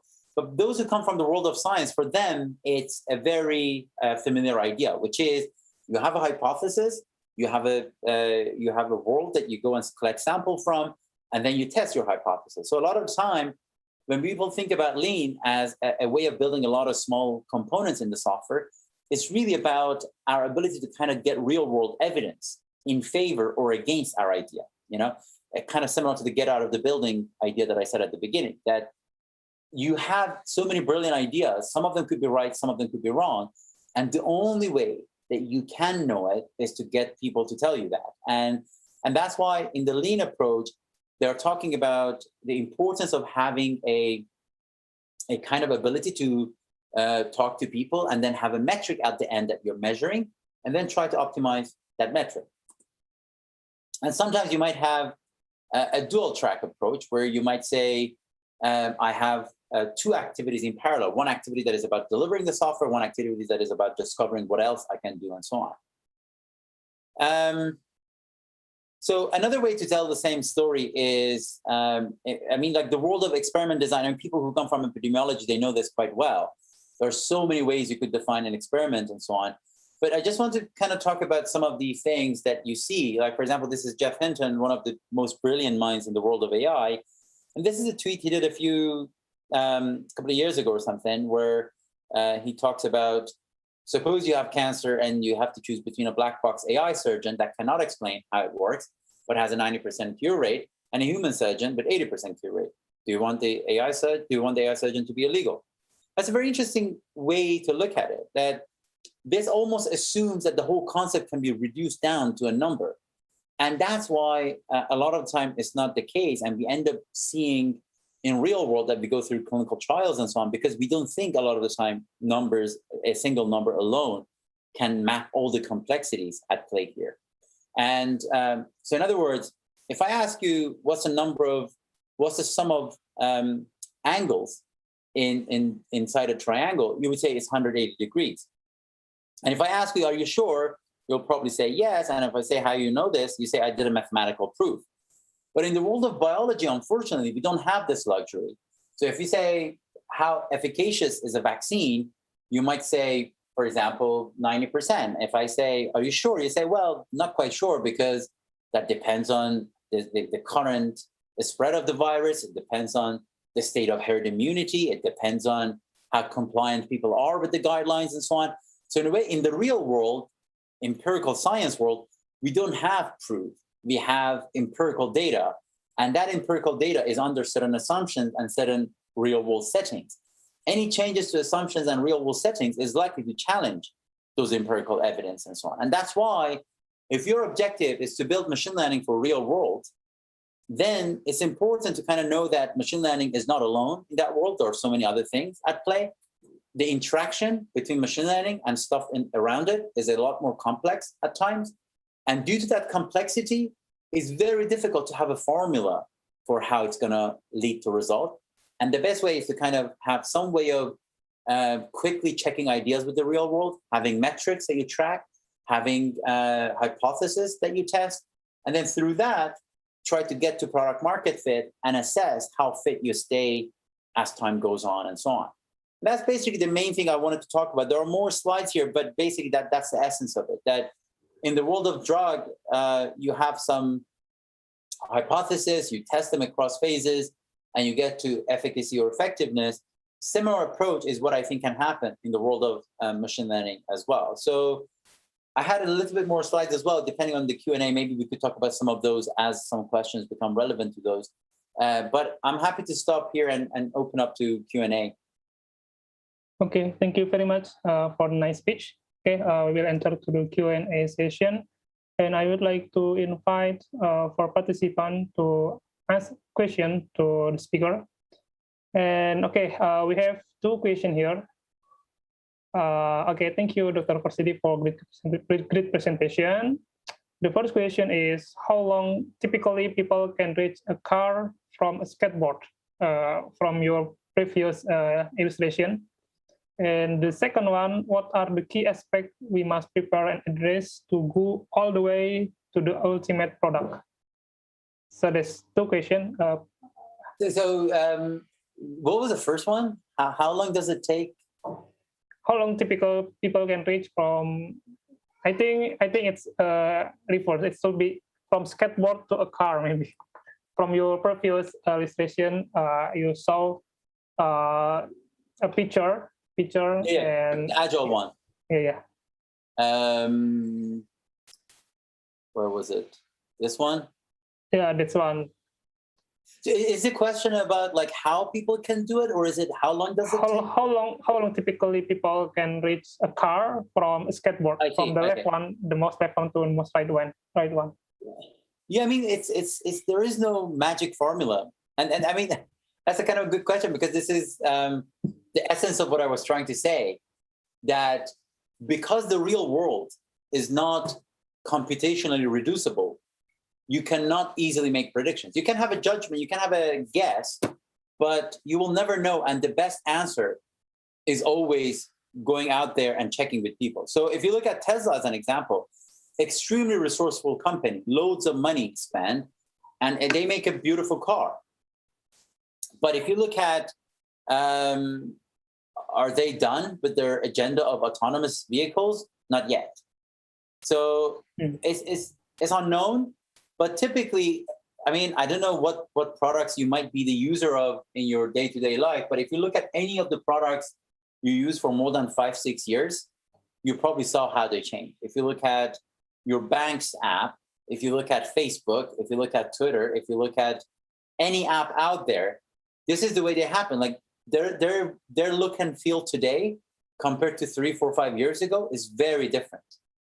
And that's why, and also, they never think there is an end to this process. Like in other words, Facebook does never say that, okay, you're done. From this point on, you're not going to change. You see, for example, they're now talking about AR, VR, augmented reality, virtual reality, and so on. So I mean, like this is a never-ending journey. So in other words, even when you get to car, you're not done. You have to still continue. So it's a more like a metaphoric approach, metaphoric illustration to tell you that you have something in mind in terms of where you want to get, but that's not quick and easy and cheap to do. And if you just trust yourself, go to a dark room and try to build it on your own, the risk is you come out of the dark room and you show it to people and people say, what the hell is that? I never liked that. I'm never going to use it. And that's a waste of time and resources. Alternatively, you can break it into pieces and check your idea bit by bit. You know, for example, if you look at Zoom, Zoom in the early days was just about video call and had so many problems. But then over time, they took care of security features. They brought more and more Zoom webinar and a few Zoom video storage and a lot of other things. And the product becomes fitter and fitter and fitter for the market that it's trying to serve. Okay, thank you. We move to next question from Dr. Lukman Heriawan. So he asked about, will AI replace human in near future? And in your perspective, what is the ideal AI that will be accepted by human society? I mean, this graph, you're still seeing the slides, right? No, it's just other question. It's other question. No, I'm saying, like, do you still see the slides? Oh, yes. We All right. still see the slide. I mean, this is the graph that probably answers the question in parts about will AI replace human? I mean, the question is very difficult because will AI replace human completely? That would be, I don't know. I mean, like, that's beyond my science. I would like to think no. But then will AI replace human in some jobs? That's where I think there is an interesting debate. So, I mean, will AI replace human in some tasks? Yes, because I mean, there are certain tasks that we are neither interested in doing nor good at doing it compared to AI. So therefore, naturally, it should not be a surprise that at some point, some things are done better by machine than human, for whatever the reason. But will certain jobs disappear because of AI? I think there is a way to answer it, but it could be a little bit misunderstood. So let me explain it a little bit, then answer it. So imagine if there are two people who do a set of jobs, like set number one of tasks. Job number one has a group of tasks that needs to be done. And job number two has another group of tasks that needs to be done. And then AI comes in and takes some of these tasks off job number one and takes some of the tasks off job number two. And then if you're job number one person, you might say, I've got a little bit of free time. And then if you're a job number two person, you might say, I've got a little bit of free time. And then how do you use that time? And as a result of that, it will not be surprising that the nature of some of the jobs could be different. Like, for example, if you were an accountant, accountants in the past, when they used to go through training, their instructors used to tell them to open a phone book and sum the numbers up in page 52 or something. Because their job was supposed to be good at doing basic sum multiplications and so on the go. But now all those things happen with computers. So no accountant is supposed to be good at summing the numbers, but the computer does that. So as a result, accountants are now becoming more a strategic advisor to people. So like, did you know that you could do this and invest in this company and that will give you this sort of a tax incentive or whatever? So right, that time creates new opportunities or sometimes could lead to jobs mixing up or changing their nature. So in a way, like in other words, if you think about job one that does a set of tasks and AI comes in and automates or takes care of some of those tasks, what happens to the person that does job one?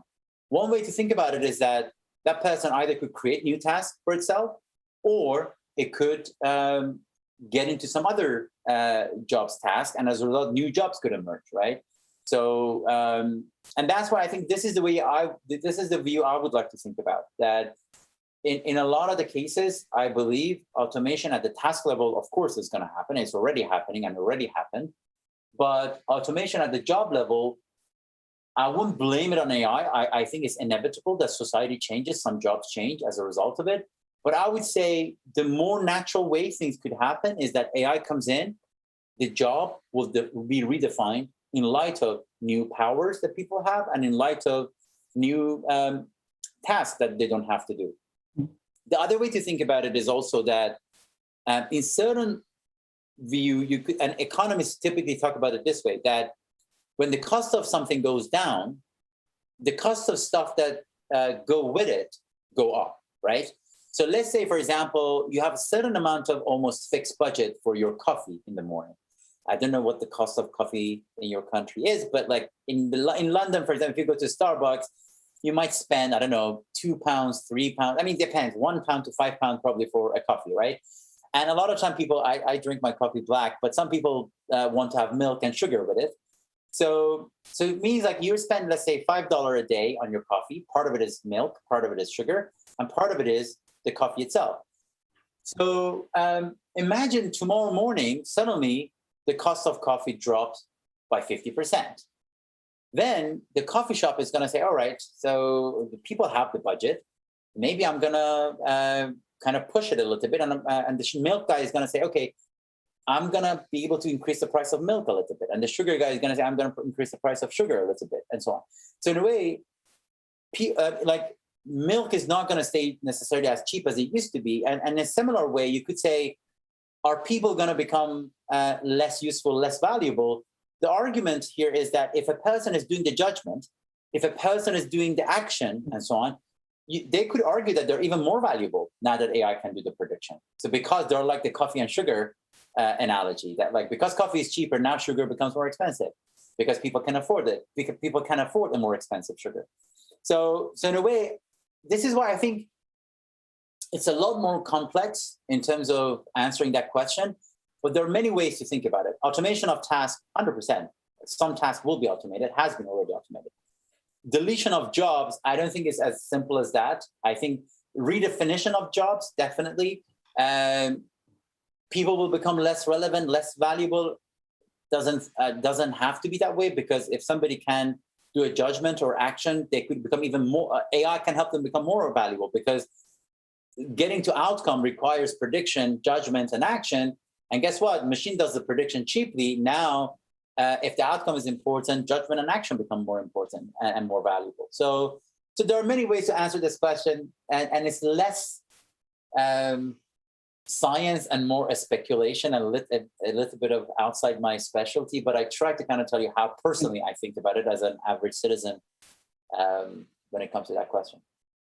Okay, thank you very much for nice analogy. So it's quite difficult question because sometimes one expert have a different viewpoint regarding the implementation of AI, whether it can replace human or not, and how we implement the AI to in the safe way.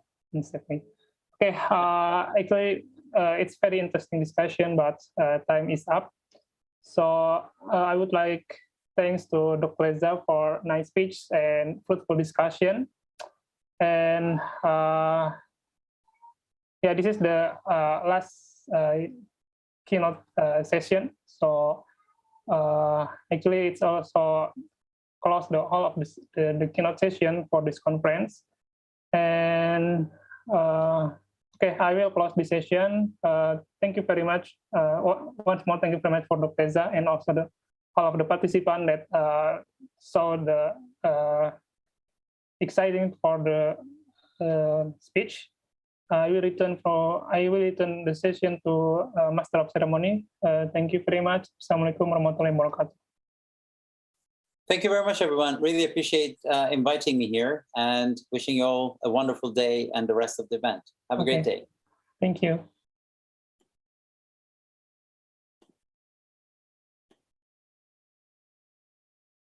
We would like to kindly invite both of you to have a photo session.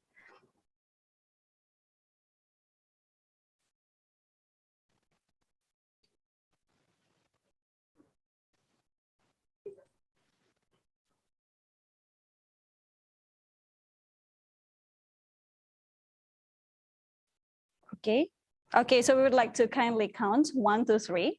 1, 2, and 3. Okay, so that was very amazing. Thank you, Dr. Hersidi and Mr. Kurniawan, PhD. That was very amazing session with a very abundance of knowledge given to us all. And now, ladies and gentlemen, the 8th keynote speech delivered by Dr. Reza Hersidi from the University of Oxford marks the end of the third day of the NINT ICoICT. And after this, there will be a closing ceremony. We do believe that every one of you will attend the session, since you will get to know who will be awarded the best paper award of the NINT ICoICT 2021. And also we will know the sneak peek of the next ICoICT 2022. So, but before that, ladies and gentlemen, we would like to show you the NINT ICoICT 2021.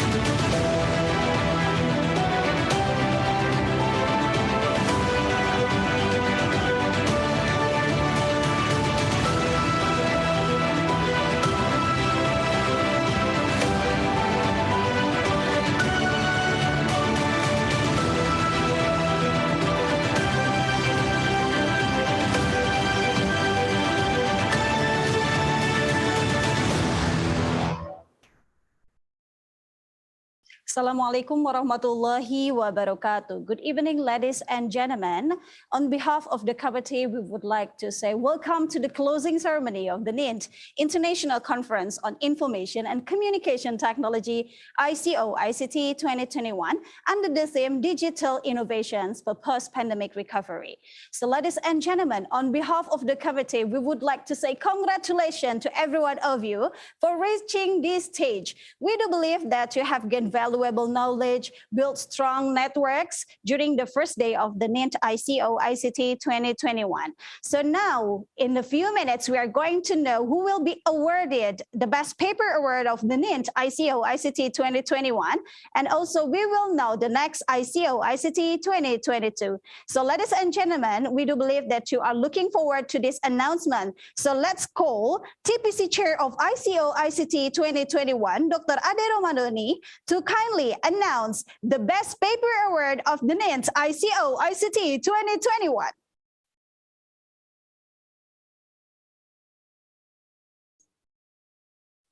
Okay, good evening, everyone. Okay, can you hear my voice clearly? Hello?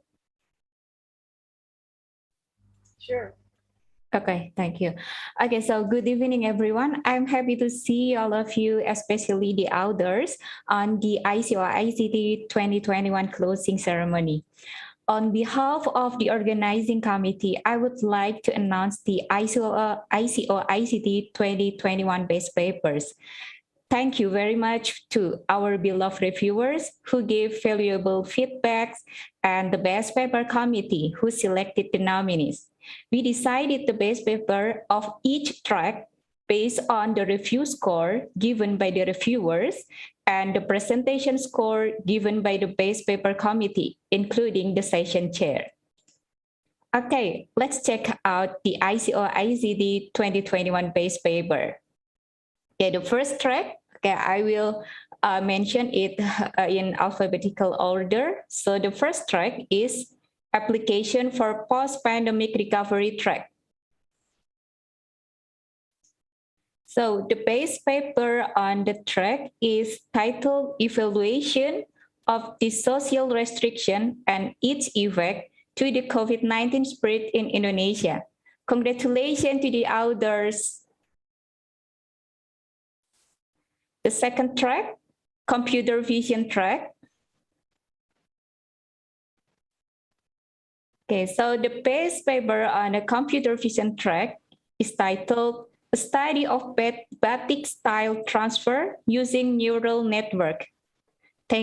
Congratulations for the author. The third track, data science track.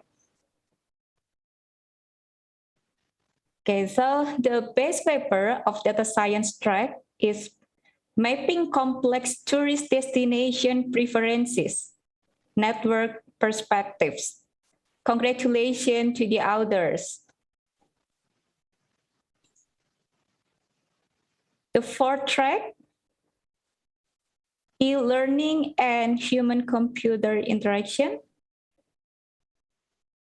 Okay, the best paper award on this track goes to the paper titled Developing Suicide Risk Idea Identification for Teenager, or SIRINA, Mobile Apps Prototype Using Extended Rapid Application Development.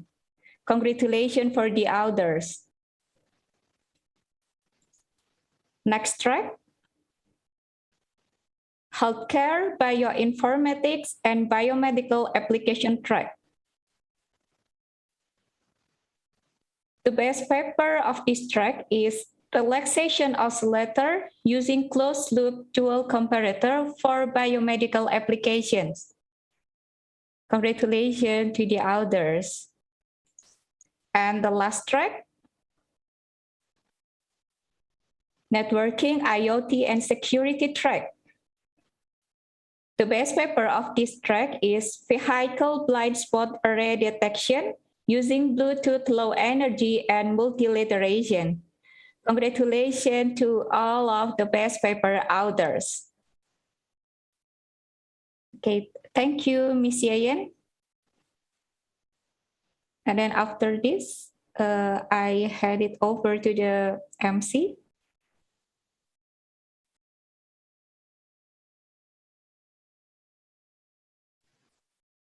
Would like to announce. Okay, so ladies and gentlemen, thank you, Dr. Ade. And now we also would like to announce the best participant that has been chosen by all of the committee and also all of the panelists and also audience and attendees during the whole session of the NINT ICoICT 2021. So we would like to announce to you all the best participants of the NINT ICoICT 2021 goes to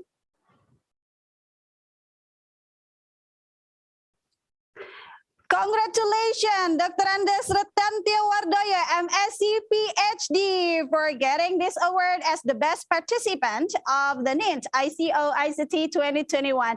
We do believe that there are a lot of many participants, those are giving the best version of themselves. But of course, we have to choose one of all of you as the motivation for every one of us, right? So once again, on behalf of the committee, we would like to say congratulations to all of the winners, both for the best paper award of the NINT ICoICT 2021 and also for the best participant during the event. And of course, all of you, we also would like to say congratulations to all of you for giving the best version of yourself during the event.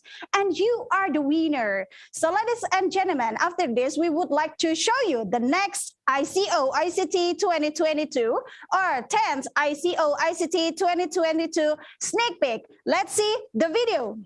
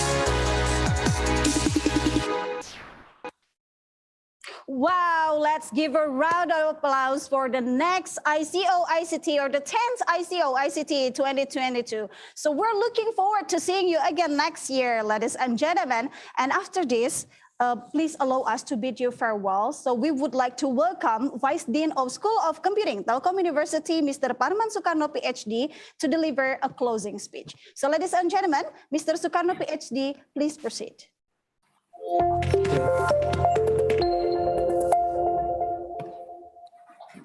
Okay, thank you very much.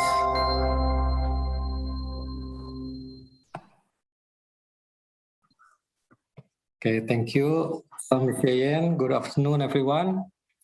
So I believe that during these 3 days, all of us have obtained a fruitful discussion in this 9 ICoICT 2021, whose main theme is digital innovation for post-pandemic recovery.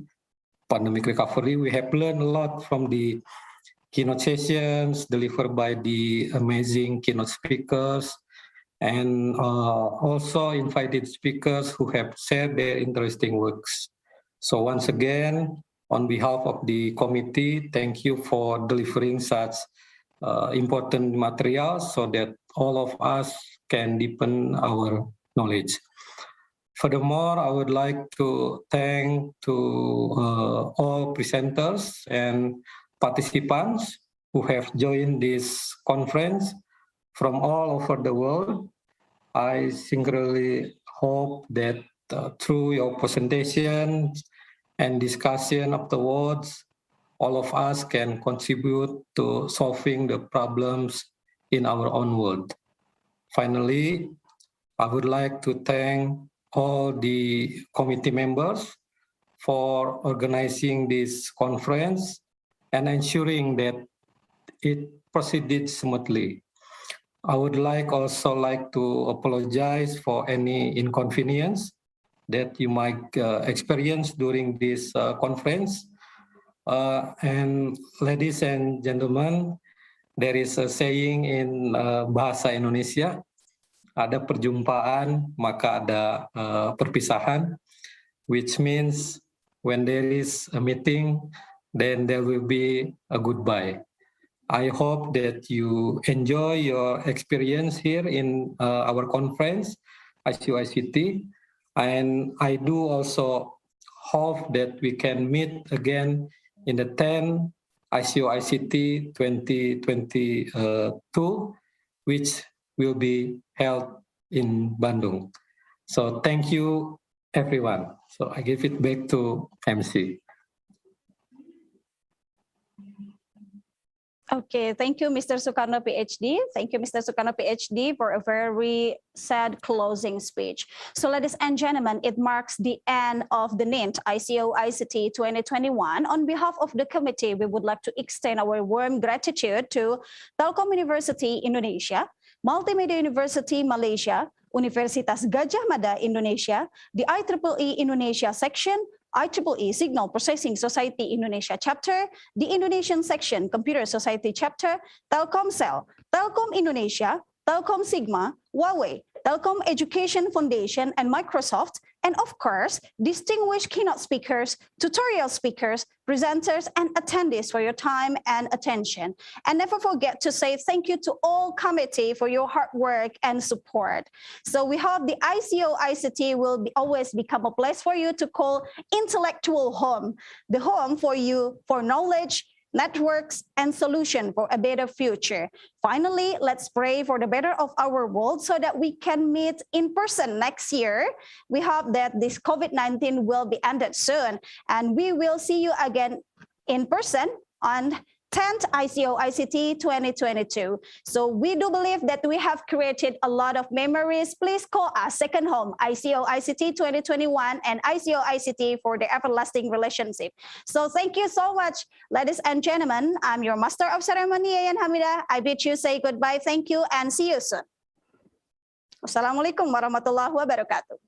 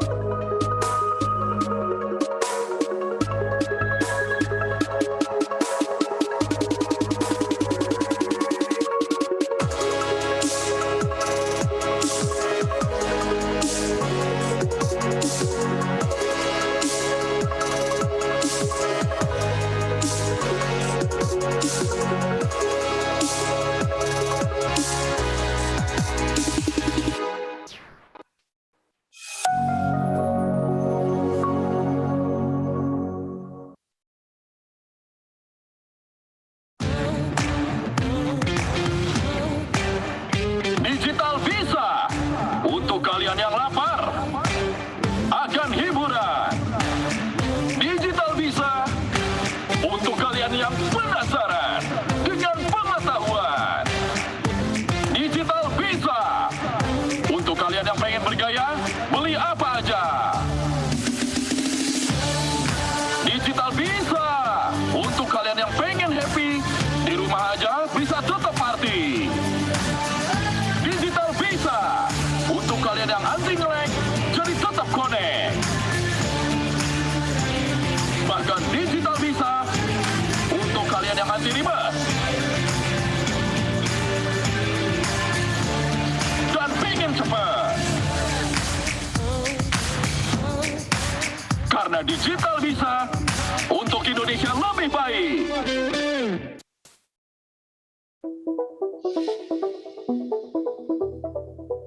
Nowadays, the need to have some conveniences, amenities, and secure data services have become an important part to every business owner. Also, they want to have the system to be in a place that's affordable and accessible for them. Cloud computing appears as the solution that meets the challenge of digital era and can be adapted as per industrial needs. Through digital platform like cloud provider, you don't have to supervise or buy some data storage machines and servers, which you require a regular maintenance.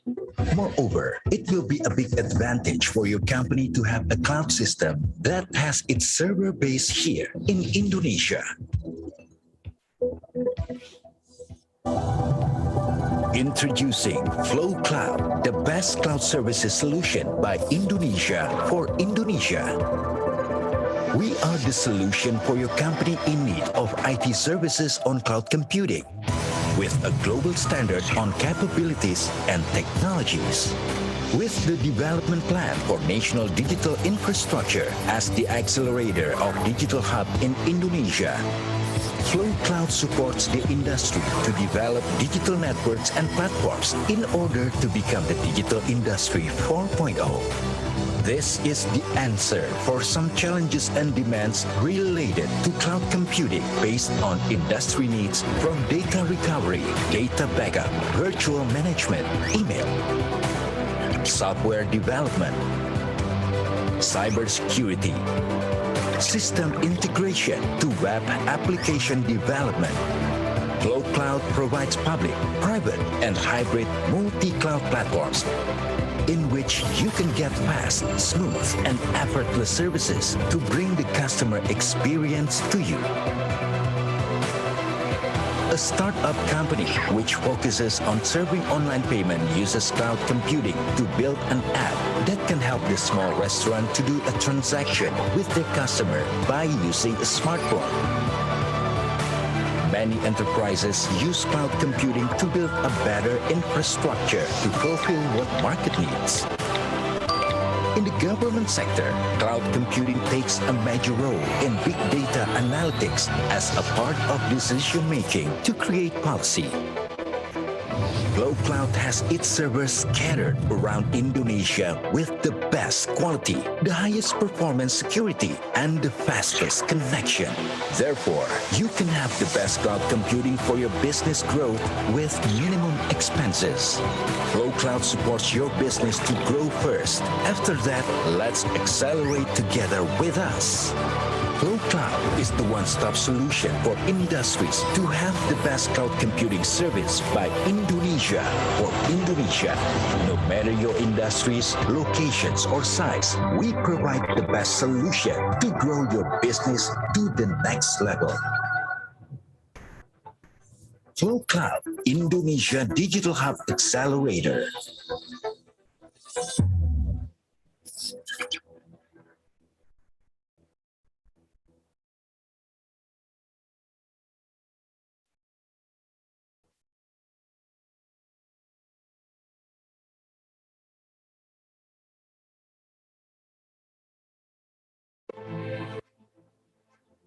Huawei is a leading ICT company providing end-to-end service in more than 170 countries. For over 20 years, Huawei and Indonesia have worked together to achieve a connected, intelligent world. We are a family of more than 2,000 employees in Indonesia. We provide 5G solutions, securing 91 5G contracts with #1 standard contribution. We have 5G essential patents globally. We support the government with the Palapa Ring, connecting 7 regions and 440 cities and regencies. Our 5G use cases include mining, fishing, archaeology, agriculture, and more. In Indonesia, we achieved 5G trials with Telkomsel at Asian Games 2018 and disaster management trial with the Ministry of Communications and Informatics. We support the local community by investing in Indonesian ICT talents through capacity training for more than 15,000 ICT professionals, knowledge transfer to over 5,000 local students, including 100 students from 8 top universities through our Seeds for the Future program, and ICT competition as part of Huawei ICT Academy Global Network. We also have planned 100,000 Indonesia Digital Leaders program for the coming 5 years. We care for local communities and share with those in need. To support Indonesia fight the coronavirus outbreak in 2020, Huawei provided our technology for online education and video conferencing and AI diagnosis solutions for hospitals.